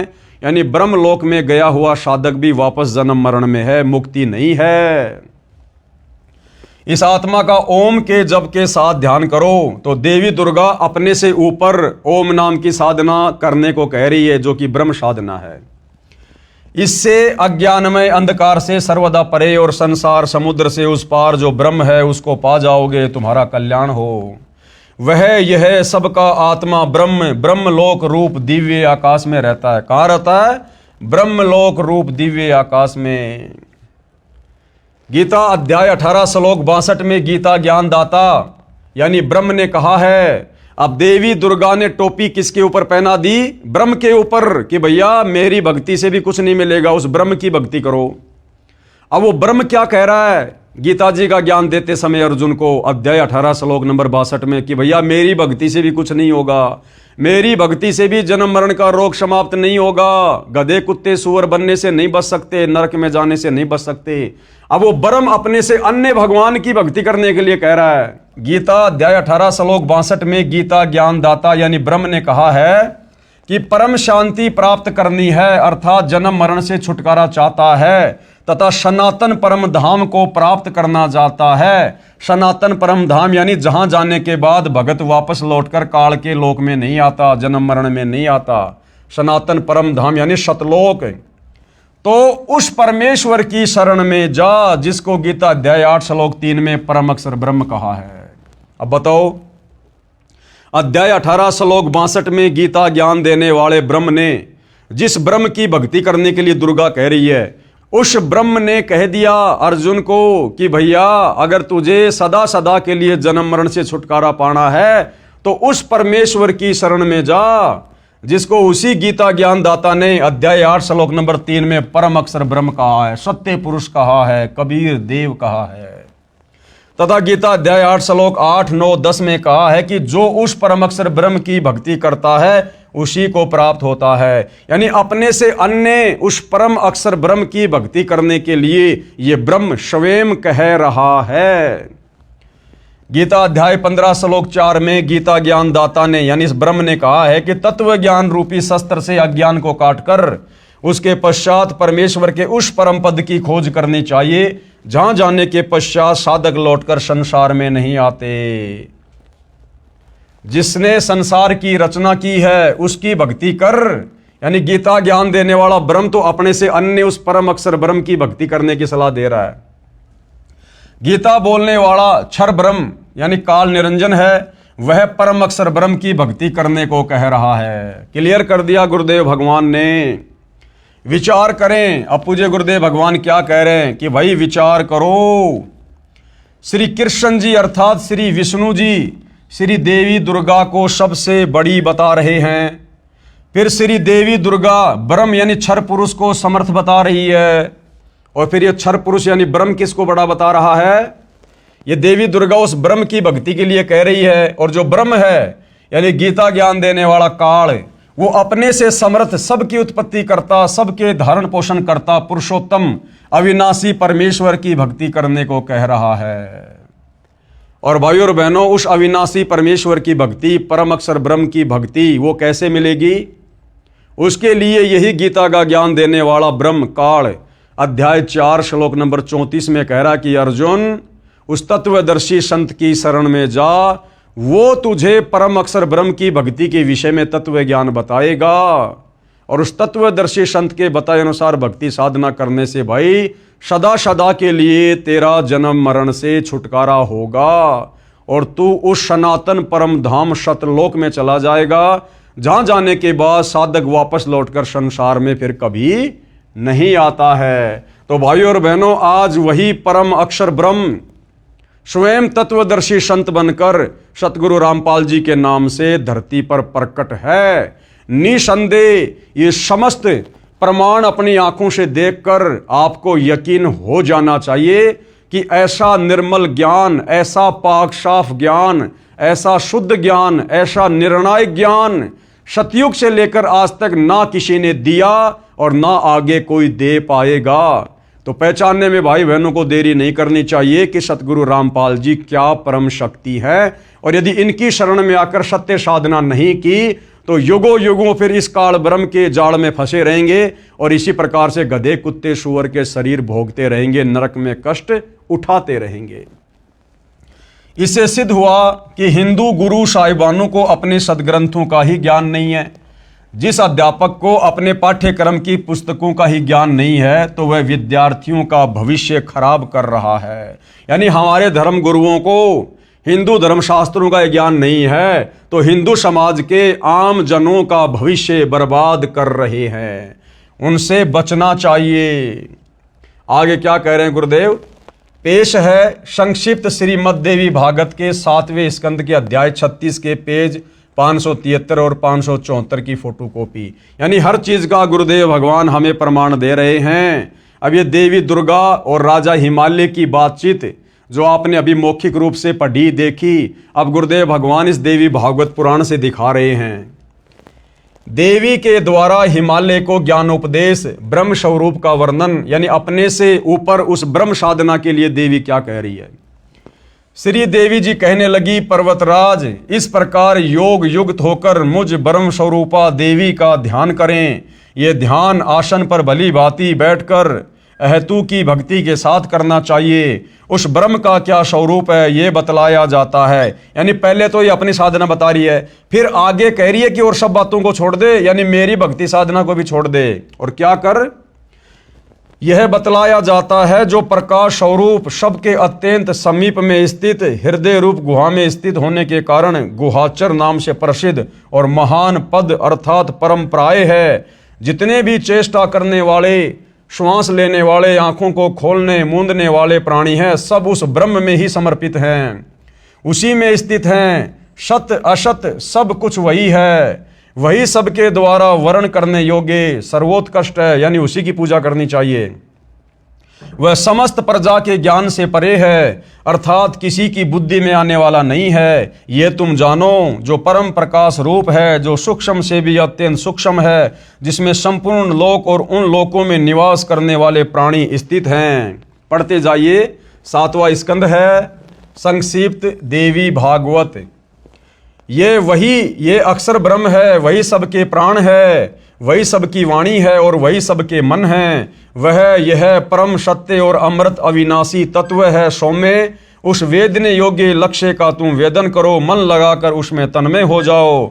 सौम्य उपनिषद में कथित महान अस्त्र रूप धनुष लेकर उस पर उपासना द्वारा तीक्ष्ण किया हुआ बाण संधान करो और फिर भावानुगत चित्त द्वारा उस बाण को खींचकर उस अक्षर रूप ब्रह्म को ही लक्ष्य बनाकर वेदन करो। प्रणव ओम धनुष है, जीवात्मा बाण है और ब्रह्म को उसका लक्ष्य कहा जाता है। प्रमाद रहित अत्यंत तत्परता से साधन संलग्न होकर उसका वेदन करना चाहिए और बाण के समान उसमें तन्मय हो जाना चाहिए। जिस ब्रह्म में स्वर्ग पृथ्वी अंतरिक्ष, स्वर्ग और पृथ्वी के बीच का आकाश, संपूर्ण प्राणों के सहित इंद्रिय युक्त मन बुद्धि स्वरूप अंतःकरण ओतप्रोत हैं, उस एकमात्र परमात्मा को ही जाने, दूसरी सब बातों को छोड़ दे। दुर्गा कह रही है कि मेरी भक्ति को भी छोड़ दो, उस ब्रह्म की साधना करो। क्या कह रही है दुर्गा? उस एकमात्र परमात्मा को ही जाने, दूसरी सब बातों को छोड़ दें। यही अमृत रूप परमात्मा के पास पहुंचाने वाला पुल है। संसार समुद्र से पार होकर अमृत स्वरूप परमात्मा को प्राप्त करने का यही सुलभ साधन है। इस आत्मा का ओम के जप के साथ ध्यान करो। ओम नाम किसका? इस ब्रह्म का, काल का। इससे अज्ञानमय अंधकार से सर्वदा परे और संसार समुद्र से उस पार जो ब्रह्म है उसको पा जाओगे, तुम्हारा कल्याण हो। यानी देवी दुर्गा को भी वेद ज्ञान नहीं, गीता वाला ज्ञान नहीं। अगर होता तो ये कभी भी ब्रह्म साधना करने की सलाह नहीं देती, क्योंकि ब्रह्म तो गीता जी में खुद अपनी साधना को अध्याय 7 श्लोक नंबर 18 में अनुत्तम यानी घटिया बता रहा है और अपने से अन्य किसी और भगवान की शरण में जाने को कह रहा है। तो भाइयों और बहनों, भक्ति और भगवान के नाम पर, अध्यात्म के नाम पर, सत भक्ति के नाम पर सब लोग डामाडोल हैं, सब डामाडोल हैं। श्रीमद् देवी भागवत श्री देवी पुराण के 7वें स्कंद के अध्याय 36 पेज 573-74 के इस उल्लेख से स्पष्ट है कि श्री देवी जी ने अपनी व अन्य सबकी साधना त्याग कर ब्रह्म की साधना करने को कहा है। किसकी साधना करने को कहा है? ब्रह्म की साधना। अब हिंदू गुरुजन कहते हैं कि श्रीमद् भगवत गीता का ज्ञान श्री कृष्ण जी अर्थात श्री विष्णु जी ने अर्जुन को बताया। यह भी इनकी झूठ है। वास्तव में श्रीमद् भगवत गीता का ज्ञान श्री कृष्ण में प्रवेश करके ब्रह्म यानी काल ने कहा है। ब्रह्म ने यानी गीता ज्ञानदाता ने गीता अध्याय 18 श्लोक 46, 61, 62 व 66 में, गीता अध्याय 15 श्लोक 17 में, गीता अध्याय 2 श्लोक 17 में तथा गीता अध्याय 8 श्लोक 3, 8, 9 तथा 10 में अपने से अन्य परमेश्वर यानी परम अक्षर ब्रह्म की भक्ति करने, उसकी शरण में जाने को कहा है। उसी को परमात्मा सबका धारण पोषण करने वाला अविनाशी परमेश्वर व पुरुषोत्तम कहा है। पढ़ें ये फोटोकॉपी गीता अध्याय 18 श्लोक 62 की, जो कि जय दयाल गोविंदका द्वारा अनुवादित है तथा भारत की प्रसिद्ध गीता प्रेस गोरखपुर से प्रकाशित व मुद्रित है। अब देखिएगा भाइयों और बहनों, ये ब्रह्म यानी ये काल ब्रह्म जिसने गीता जी का ज्ञान दिया है, ये अपने से अन्य गीता अध्याय 18 श्लोक नंबर 62 में किस परमेश्वर की शरण में जाने के लिए कह रहा है। अगर ये गीता ज्ञान देने वाला ही सर्वश्रेष्ठ परमात्मा होता, परमेश्वर होता, इसके पास मुक्ति का मार्ग होता, तो भला क्यों अपने से अन्य किसी और भगवान की शरण में जाने की सलाह अर्जुन को देगा। गीता अध्याय 18 श्लोक 62 की फोटोकॉपी, इसमें क्या बताया जा रहा है? तम एवं शरणम गच्छ सर्वे भावेन भारत तत्प्रसादात पराम शांतिम स्थानम प्रापेशी शाश्वतम। हे भारत यानी हे अर्जुन, तू सब प्रकार से यानी और सब साधनाओं को छोड़कर और सब भक्ति को छोड़कर उस परमेश्वर की ही शरण में जा। अब भाई और बहनों, समझदार को तो इतना बहुत है, जब खुद गीता का ज्ञान देने वाला भगवान और गीता ज्ञान देने वाले भगवान से बढ़कर हिंदू समाज और किसी को भगवान नहीं मानता, वो चाहे श्री कृष्ण समझ लो, चाहे विष्णु समझ लो, चाहे ये काल ब्रह्म समझ लो। जब ये खुद हिंदुओं का सबसे बड़ा भगवान गीता का ज्ञान देने वाला अपने से अन्य किसी और भगवान की शरण में जाने के लिए अर्जुन को कह रहा है, तो ये स्वयं सिद्ध है कि गीता का ज्ञान बोलने वाले भगवान के पास में मुक्ति का मार्ग नहीं है, कंप्लीट आध्यात्मिक ज्ञान नहीं है, वेद अनुकूल साधना नहीं है जिससे हमारा जन्म मरण समाप्त हो। हे भारत यानी हे अर्जुन, तो सब प्रकार से उस परमेश्वर की ही शरण में जा। उस परमात्मा की कृपा से ही तू परम शांति कब मिलती है? जब हमारा जन्म मरण का झंझट समाप्त हो जाए। भाई जब तक जन्मेंगे मरेंगे तो कभी गधे बनेंगे, कभी कुत्ते बनेंगे, कभी इंसान बनेंगे, कभी देवता बनेंगे, कभी नरक में जाएंगे, कभी स्वर्ग में जाएंगे। तो भाई परम शांति नहीं हो सकती जब तक हम जन्म और मरण में हैं।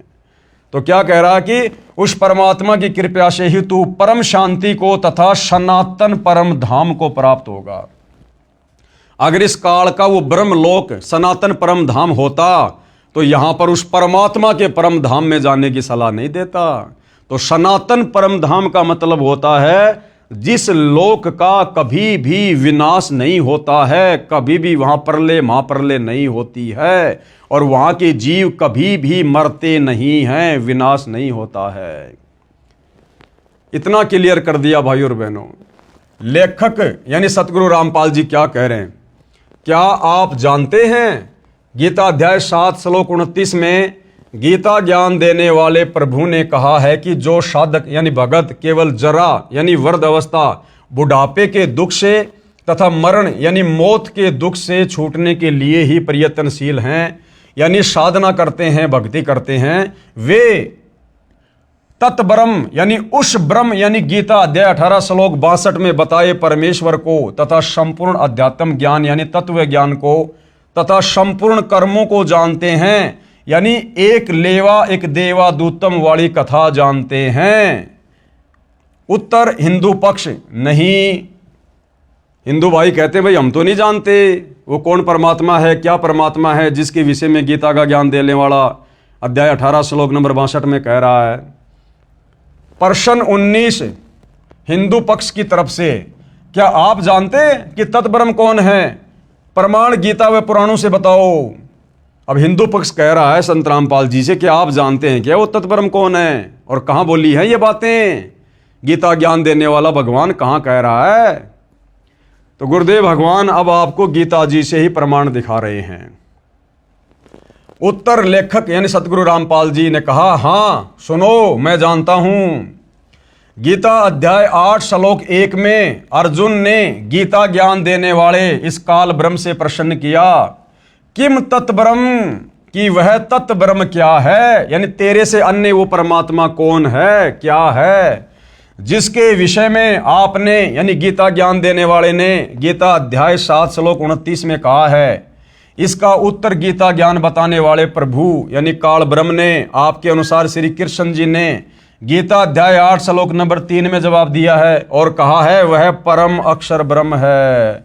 साफ साफ बताया है कि वो तत्ब्रह्म क्या है, परम अक्षर ब्रह्म है, वो सत्य पुरुष है, वो कबीर देव है जो सनातन परम धाम सतलोक में रहता है। फिर इसी प्रसंग को आगे बढ़ाते हुए गीता ज्ञान देने वाले ने गीता के इसी अध्याय 8 के श्लोक 5 और 7 तथा श्लोक 8, 9, 10 में स्पष्ट किया है कि श्लोक 5 से 7 जो पुरुष अंत काल में मुझको ही सुमरण करता हुआ शरीर को त्याग कर जाता है वह मेरे साक्षात रूप को प्राप्त होता है, यानी काल रूप को प्राप्त होता है, ब्रह्मलोक में जाता है। इसमें कुछ भी संशय नहीं है। गीता अध्याय 8 श्लोक 5। हे कुंती पुत्र अर्जुन, अंत काल में मनुष्य यानी साधक जिस जिस भी भाव को यानी इष्ट को सुमरण करता हुआ शरीर का त्याग करता है उस भाव को ही प्राप्त होता है, क्योंकि वह सदा उसी के भाव से भावित हो रहा है। गीता अध्याय 8 श्लोक 6। यानी अंतिम समय में मरते समय आप जिस भी इष्ट का सुमरण करते हो उसी के लोक में जाते हो। इसलिए हे अर्जुन, तू सब समय में निरंतर मेरा सुमरण कर और युद्ध भी कर यानी काम धंधा भी कर और मेरा सुमरण भी कर ओम नाम का। इस प्रकार मुझ में समर्पित भाव से युक्त होकर तू निसंदेह मुझको ही प्राप्त होगा, यानी मेरे ब्रह्मलोक में आएगा और ब्रह्मलोक में आने के बाद लंबे समय तक रहेगा। उसके बाद जब तेरी भक्ति कमाई खर्च होगी फिर तेरे को नीचे नरक में डाला जाएगा, 84 लाख योनियों में डाला जाएगा, क्योंकि खुद फिर ये गीता अध्याय 8 श्लोक नंबर 16 में कहता कि ब्रह्मलोक पर्यंत सर्वलोक पुनरावर्ती में अर्थात जन्म और मरण में हैं। हे भद्र पुरुष, इन उपरोक्त श्लोकों में तो गीता ज्ञान देने वाले ने अपनी भक्ति करने को कहा है जिससे उसी को प्राप्त होगा। फिर गीता अध्याय 8 के श्लोक 8, 9, 10 तथा 20 व 22 में उस परम अक्षर ब्रह्म की भक्ति करने को कहा है, जिसके विषय में ऊपर बताया है। यानी यहां पर गीता अध्याय 8 श्लोक 7 में तो ये काल ब्रह्म अर्जुन को अपनी भक्ति करने के लिए कह रहा है, और फिर गीता अध्याय 8 श्लोक नंबर 8, 9, 10, 20 व 22 में अपने से अन्य उस परम अक्षर ब्रह्म की भक्ति करने की सलाह दे रहा है, जिसकी भक्ति करने से तेरा स्थायी रूप से जन्म मरण समाप्त हो सकता है। गीता अध्याय 8 श्लोक 8, 9, 10। हे पार्थ, परमेश्वर के यानी परम अक्षर ब्रह्म के अभ्यास रूप योग से यानी उसकी भक्ति करने से युक्त दूसरी ओर न जाने वाले चित्त से निरंतर चिंतन करता हुआ मनुष्य परम दिव्य परमेश्वर यानी परम अक्षर ब्रह्म को ही प्राप्त होगा। यानी जो अंतिम श्वास तक तत्वदर्शी संत से उपदेश लेकर उस परम अक्षर ब्रह्म की साधना करेगा और मरते समय तक करता रहेगा, वो अंत में उसी के सनातन परम धाम में जाएगा। ये सारांश है गीता अध्याय 8 श्लोक 8 का। श्रीमान जी, अब सतगुरु रामपाल जी क्या कह रहे हैं हिंदू पक्ष से कि श्रीमान जी ध्यान देना, इस श्लोक 9 में गीता बोलने वाले प्रभु यानी आपके अनुसार श्री कृष्ण जी ने यह भी स्पष्ट कर दिया कि वही सर्वस्य धातारम यानी वो परम अक्षर ब्रह्म ही सबका धारण पोषण करने वाला है। यानी ये कह रहा है कि मैं भी भैया सबका पेट नहीं भर सकता, सबका पेट भरने वाला तीनों लोकों में प्रवेश करके वो परम अक्षर ब्रह्म ही है, मेरा भी पेट वही भर रहा है। जो अनादि सबके नियंता सूक्ष्म से अति सूक्ष्म सबके धारण पोषण करने वाले अचिंत्य स्वरूप सूर्य के सदृश प्रकाशमान अज्ञान से अति परे शुद्ध सच्चिदानंद घन परमेश्वर का सुमरण करता है। गीता अध्याय 8 श्लोक 9। वह भक्ति युक्त पुरुष यानी ऐसी भक्ति करने वाला उस परम अक्षर ब्रह्म की तत्वदर्शी संत से लेकर वह भक्ति युक्त पुरुष यानी भगत अंत काल में योग बल से यानी भक्ति की शक्ति से प्राणों यानी श्वासों को भ्रकुटी के मध्य में अच्छी तरह स्थापित करके यानी अपनी सुरती नृत्य उस परमात्मा के चरणों में लगा के फिर निश्चल मन यानी किसी भी प्रकार से डगमग ना होने वाले मन से सुमरण करता हुआ उस मेरे से दूसरे, गीता ज्ञानदाता कह रहा है कि मेरे से दूसरे दिव्य पुरुष यानी परम अक्षर ब्रह्म परमेश्वर को ही प्राप्त होता है। क्लियर कर दिया गीता ज्ञानदाता ने। हे जेंटलमैन यानी सतगुरु रामपाल जी कह रहे हैं उन नादान हिंदू भाई बहनों से जो इस प्रकार के सवाल कर रहे हैं अज्ञानता में, हे जेंटलमैन, क्या आपको व आपके धर्म गुरुओं को उस परमेश्वर परम अक्षर ब्रह्म का पता है? वह कौन है जिसकी शरण में जाने से परम शांति तथा सनातन परम धाम सतलोक प्राप्त होता है? तो जेंटलमैन ने क्या कहा, कभी सुना ही नहीं, गीता रोज पढ़ता हूं, आज आंखें खुली हैं। अब भाई ठंडा हो गया लास्ट में जाके इतने प्रमाण देखने के बाद कि भाई मैंने तो कभी सुना ही नहीं, ना कभी हमारे धर्म गुरुओं ने बताया, और मैं तो रोज गीता पढ़ता था, लेकिन मेरी तो आंखें आज खुली हैं ये प्रमाण देखकर। क्या कह रहा है?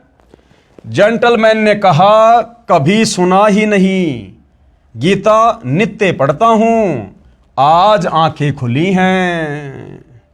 तो बाकी भाई बहनों की भी आंखें खुल जानी चाहिए, अन्यथा भाई और बहनों समय बहुत तेजी से गतिमान है।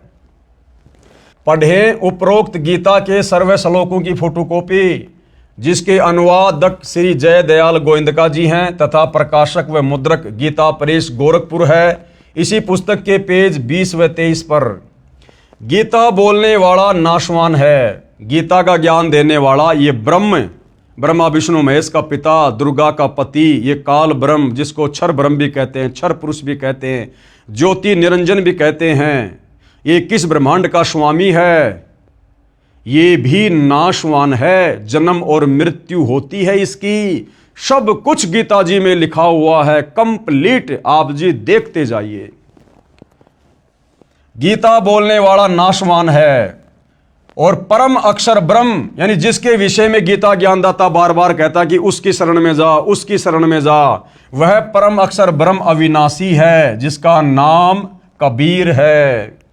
प्रमाण के लिए गीता अध्याय 4 श्लोक 5, अध्याय 2 श्लोक 12, अध्याय 10 श्लोक 2 में पढ़ें। यानी गीता जी के इन श्लोकों में ये गीता का ज्ञान देने वाला भगवान, ये काल ब्रह्म अपनी जन्म और मृत्यु के विषय में बातें कर रहा है कि भाई मेरी तो जन्म और मृत्यु होती है।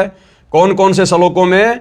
अध्याय 4 श्लोक 5, अध्याय 2 श्लोक 12 और अध्याय 10 श्लोक 2 में, जिनमें गीता ज्ञानदाता ने अपना जन्म मृत्यु होना स्वीकारा है, तथा गीता अध्याय 2 श्लोक 17 में तथा अध्याय 15 के श्लोक 17 में अपने से अन्य यानी परम अक्षर ब्रह्म यानी सर्वश्रेष्ठ परमात्मा यानी परमेश्वर को अविनाशी बताया है।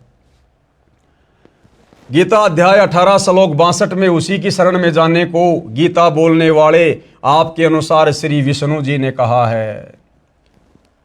कृपया पढ़ें फोटोकॉपी उपरोक्त श्लोकों की इसी पुस्तक के पेज नंबर 24 और 25 पर, यानी पहले आप जी देख चुके हैं, पढ़ चुके हैं, वीडियो दोबारा से देख सकते हैं।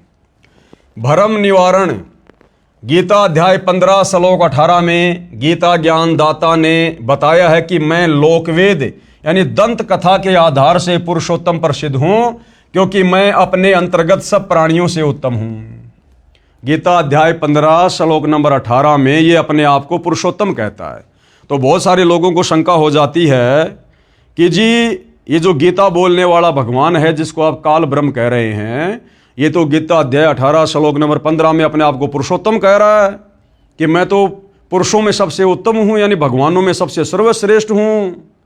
तो गुरुदेव भगवान कह रहे हैं कि भैया थोड़ा समझने की कोशिश करो, ये अपने आप को पुरुषोत्तम क्यों कह रहा है? अगर ये वास्तव में पुरुषोत्तम होता तो अपने से अन्य किसी और भगवान की शरण में जाने को नहीं कहता। यदि ये स्वयं ही पुरुषोत्तम होता तो ये स्वयं गीता अध्याय 15 श्लोक नंबर 17 में ये नहीं कहता कि उत्तम पुरुष है तू अन्य परमात्मा इति उदाहरते, यानी उत्तम पुरुष, उत्तम भगवान, सर्वश्रेष्ठ भगवान तो कोई और ही है जिसको परमात्मा कह सकते हैं। तो गीता अध्याय 15 श्लोक नंबर 18 में जो ये अपने विषय में पुरुषोत्तम कह रहा है, क्यों कह रहा है? ये कह रहा है कि मैं तो लोक वेद के आधार से पुरुषोत्तम बना हुआ हूं, यानी इन साधु संत महर्षियों को, ऋषियों को, इनको वेद ज्ञान नहीं था, गीता ज्ञान नहीं था, जिस कारण से मेरे से ऊपर उस अविनाशी परमात्मा की जानकारी ये प्राप्त नहीं कर पाए, और इन्होंने केवल मेरे को ही परमात्मा घोषित कर दिया, पुरुषों में उत्तम पुरुषोत्तम घोषित कर दिया कि भैया इस ब्रह्म से बढ़कर दूसरा कोई भगवान नहीं, कोई परमात्मा नहीं। जबकि ये ब्रह्म तो खुद गीता में बार बार अध्याय 18 श्लोक 66 में कह रहा कि तू उस परमेश्वर की शरण में जा। तो इन ऋषि मुनियों ने वेदों को अच्छे से पढ़ा नहीं, पढ़ा तो समझा नहीं, क्योंकि समझ में आएंगे तत्वदर्शी संत की शरण में आने से, और तत्वदर्शी संत इनको मिला नहीं, मिला तो इन्होंने स्वीकार नहीं किया मान बढ़ाई में आके, जिस कारण से ये लोग गीता के ज्ञान को समझ नहीं पाए, और इस ब्रह्म से ऊपर इन्होंने और किसी को भगवान नहीं माना, जिस कारण से ये लोग ब्रह्म को लोक वेद के माध्यम से, सुनी सुनाई बातों के माध्यम से पुरुषोत्तम कह रहे हैं। भ्रम निवारण गीता अध्याय 15 श्लोक 18 में गीता ज्ञानदाता ने बताया है कि मैं लोक वेद यानी दंत कथा के आधार से पुरुषोत्तम प्रसिद्ध हूं, क्योंकि मैं अपने अंतर्गत सब प्राणियों से उत्तम हूं, क्योंकि ये 21 ब्रह्मांड का राजा है, और ये बाकी जितने भी प्राणी हैं, देवी दुर्गा, ब्रह्मा विष्णु महेश, 33 करोड़ देवी देवता, 88,000 ऋषि, 9 नाथ 84 सिद्ध, बाकी यहाँ के छोटे मोटे गुरुजन, आचार्य, शंकराचार्य, ये सब इस काल के अंतर्गत हैं 21 ब्रह्मांड में। इसलिए लोक वेद के आधार से, दंत कथा के आधार से, गीता और वेदों का संपूर्ण ज्ञान ना होने की वजह से हमारे धर्मगुरुओं ने इस ब्रह्म से ऊपर किसी को जाना नहीं, पहचाना नहीं, गीता को समझ नहीं पाए। इस कारण से हमारे ऋषि मुनियों ने, धर्मगुरुओं ने इस ब्रह्म को ही पुरुषोत्तम घोषित कर दिया। तो ये गीता ज्ञानदाता कह रहा है कि भैया मैं पुरुषोत्तम नहीं हूं, मैंने तो गीता अध्याय 15 श्लोक नंबर 17 में बता दिया कि उत्तम पुरुष तू अन्य परमात्मा इति उदाहरते, ये लोकतरम अवश्य विभर्ति अवय ईश्वर है, कि भाई उत्तम परमेश्वर, उत्तम परमात्मा, उत्तम पुरुष, सर्वश्रेष्ठ भगवान तो मेरे से अन्य है, जो परम अक्षर ब्रह्म है, जो सनातन परम धाम में रहता है।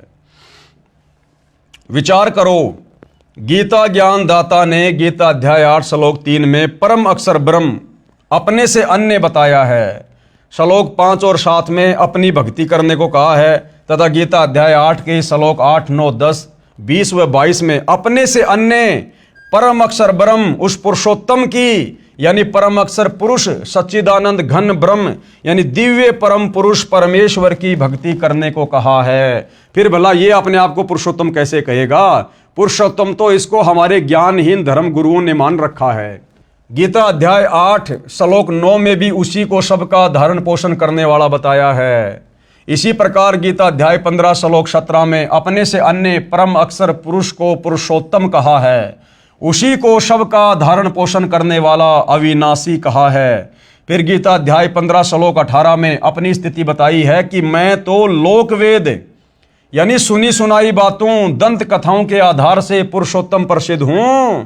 वास्तव में पुरुषोत्तम तो ऊपर गीता अध्याय 15 श्लोक 17 में बता दिया कि वो परम अक्षर ब्रह्म है, जो तीनों लोकों में प्रवेश करके सबका धारण पोषण करता है, जो सतलोक में रहता है। कबीर देव। कुछ एक व्यक्ति श्लोक 18 को पढ़कर कहते हैं कि देखो, गीता ज्ञान देने वाला अपने को पुरुषोत्तम कह रहा है, इससे अन्य कोई पुरुषोत्तम नहीं है। उसकी मूर्ख सोच का उत्तर ऊपर स्पष्ट कर दिया है। तो गुरुदेव कहते हैं जो लोग इस प्रकार से गीता के ज्ञान को अच्छे से ना समझकर इस काल ब्रह्म को ही पुरुषोत्तम मान के बैठे हैं, गुरुदेव कह रहे हैं कि ऊपर के श्लोकों में उनकी सारी शंकाओं का समाधान कर दिया है कि ये काल ब्रह्म तो हमारे ज्ञानहीन धर्म गुरुओं की नादानी के कारण सुनी सुनाई बातें और लोकवेद दंत कथाओं के आधार से पुरुषोत्तम बना हुआ है, जबकि ये पुरुषोत्तम नहीं है। पुरुषोत्तम तो परम अक्षर ब्रह्म है। और भाइयों और बहनों, निसंदेह वह परम अक्षर ब्रह्म वर्तमान में तत्वदर्शी संत की भूमिका में सतगुरु रामपाल जी के नाम से धरती पर प्रकट है। अन्यथा भाइयों और बहनों, इतना क्लियर इन धर्मशास्त्रों को सतयुग से लेकर आज तक किसी ने नहीं किया। ब्रह्मा जी ने भी क्लियर नहीं किया, विष्णु जी ने भी क्लियर नहीं किया। शंकर जी तो बेचारा तपस्वी है, वो तो ध्यान लगा के बैठा रहता है, उसको कहाँ से वेदों का ज्ञान होगा। और जब इन तीनों देवताओं को वेदों का ज्ञान नहीं है तो बाकी सभी तीनों देवताओं के अंतर्गत हैं। फिर इस धरती के तपस्वियों को, मुनियों को, ऋषियों को, आचार्य शंकराचार्यों को भला कहाँ से वेद ज्ञान, कहाँ से गीता ज्ञान होगा। तो भाइयों और बहनों, इस तत्वदर्शी संत की यानी सतगुरु रामपाल जी के द्वारा बताई गई साधना के अभाव में सतयुग से लेकर वर्तमान समय तक हमारे ये बड़े बड़े ऋषि मुनि महात्मा संत ये 184 योनियों में गोते खा रहे हैं। ये अपनी झूठी महिमा करके, वेद विरुद्ध साधना करके, तपस्या करके, समाधि लगा के, किसी को लाभ देके, किसी को श्राप देके दुनिया में झूठी महिमा बना के बैठे हुए थे। अब सतगुरु रामपाल जी ने आकर एडी से लेकर चोटी तक यानी एक छोटे से धर्मगुरु से लेकर और 21 ब्रह्मांड के स्वामी ज्योति निरंजन काल ब्रह्म तक की पोल पट्टी प्रमाणों के साथ हमारे ही पवित्र सदग्रंथों को दिखा दिखाकर खोल दी है। अब भी अगर कोई हिंदू धर्म से जुड़ा हुआ भाई बहन नहीं समझेगा तो भाई फिर धिक्कार है उसके जीवन को। और अभी तो शुरुआत है भाइयों और बहनों, और अभी तो इसके ऊपर तकरीबन 30-40 वीडियो बनेंगे। सब कुछ क्लियर करवा देंगे सतगुरु रामपाल जी परमेश्वर भक्ति चाहने वाली आत्माओं के लिए। बाकी जिसने भक्ति करनी ही नहीं है, जिसको प्रेत पितर भूतों की योनि में जाना है, जिसको नरक भोगना है, भाई उनके आगे तो फिर भैंस के आगे बीन बजाने जैसा है। बाकी जो नेक आत्मा होंगी, अच्छी आत्मा होंगी, परमात्मा चाहने वाली आत्मा होंगी, वो तो संकेत को ही समझ जाएंगी और अपनी दिशा को तुरंत सतगुरु रामपाल जी से उपदेश लेकर चेंज कर देंगी। तो भाई और बहनों, आज के वीडियो में केवल इतना ही। कल फिर परमेश्वर दया करेंगे, सभी के समक्ष उपस्थित होंगे। तब तक पूज्य गुरुदेव भगवान हम सबको आज्ञा दे, आशीर्वाद दे, हमारा मार्गदर्शन करे। बंदी छोड़ सतगुरु रामपाल जी परमेश्वर जी की जय हो।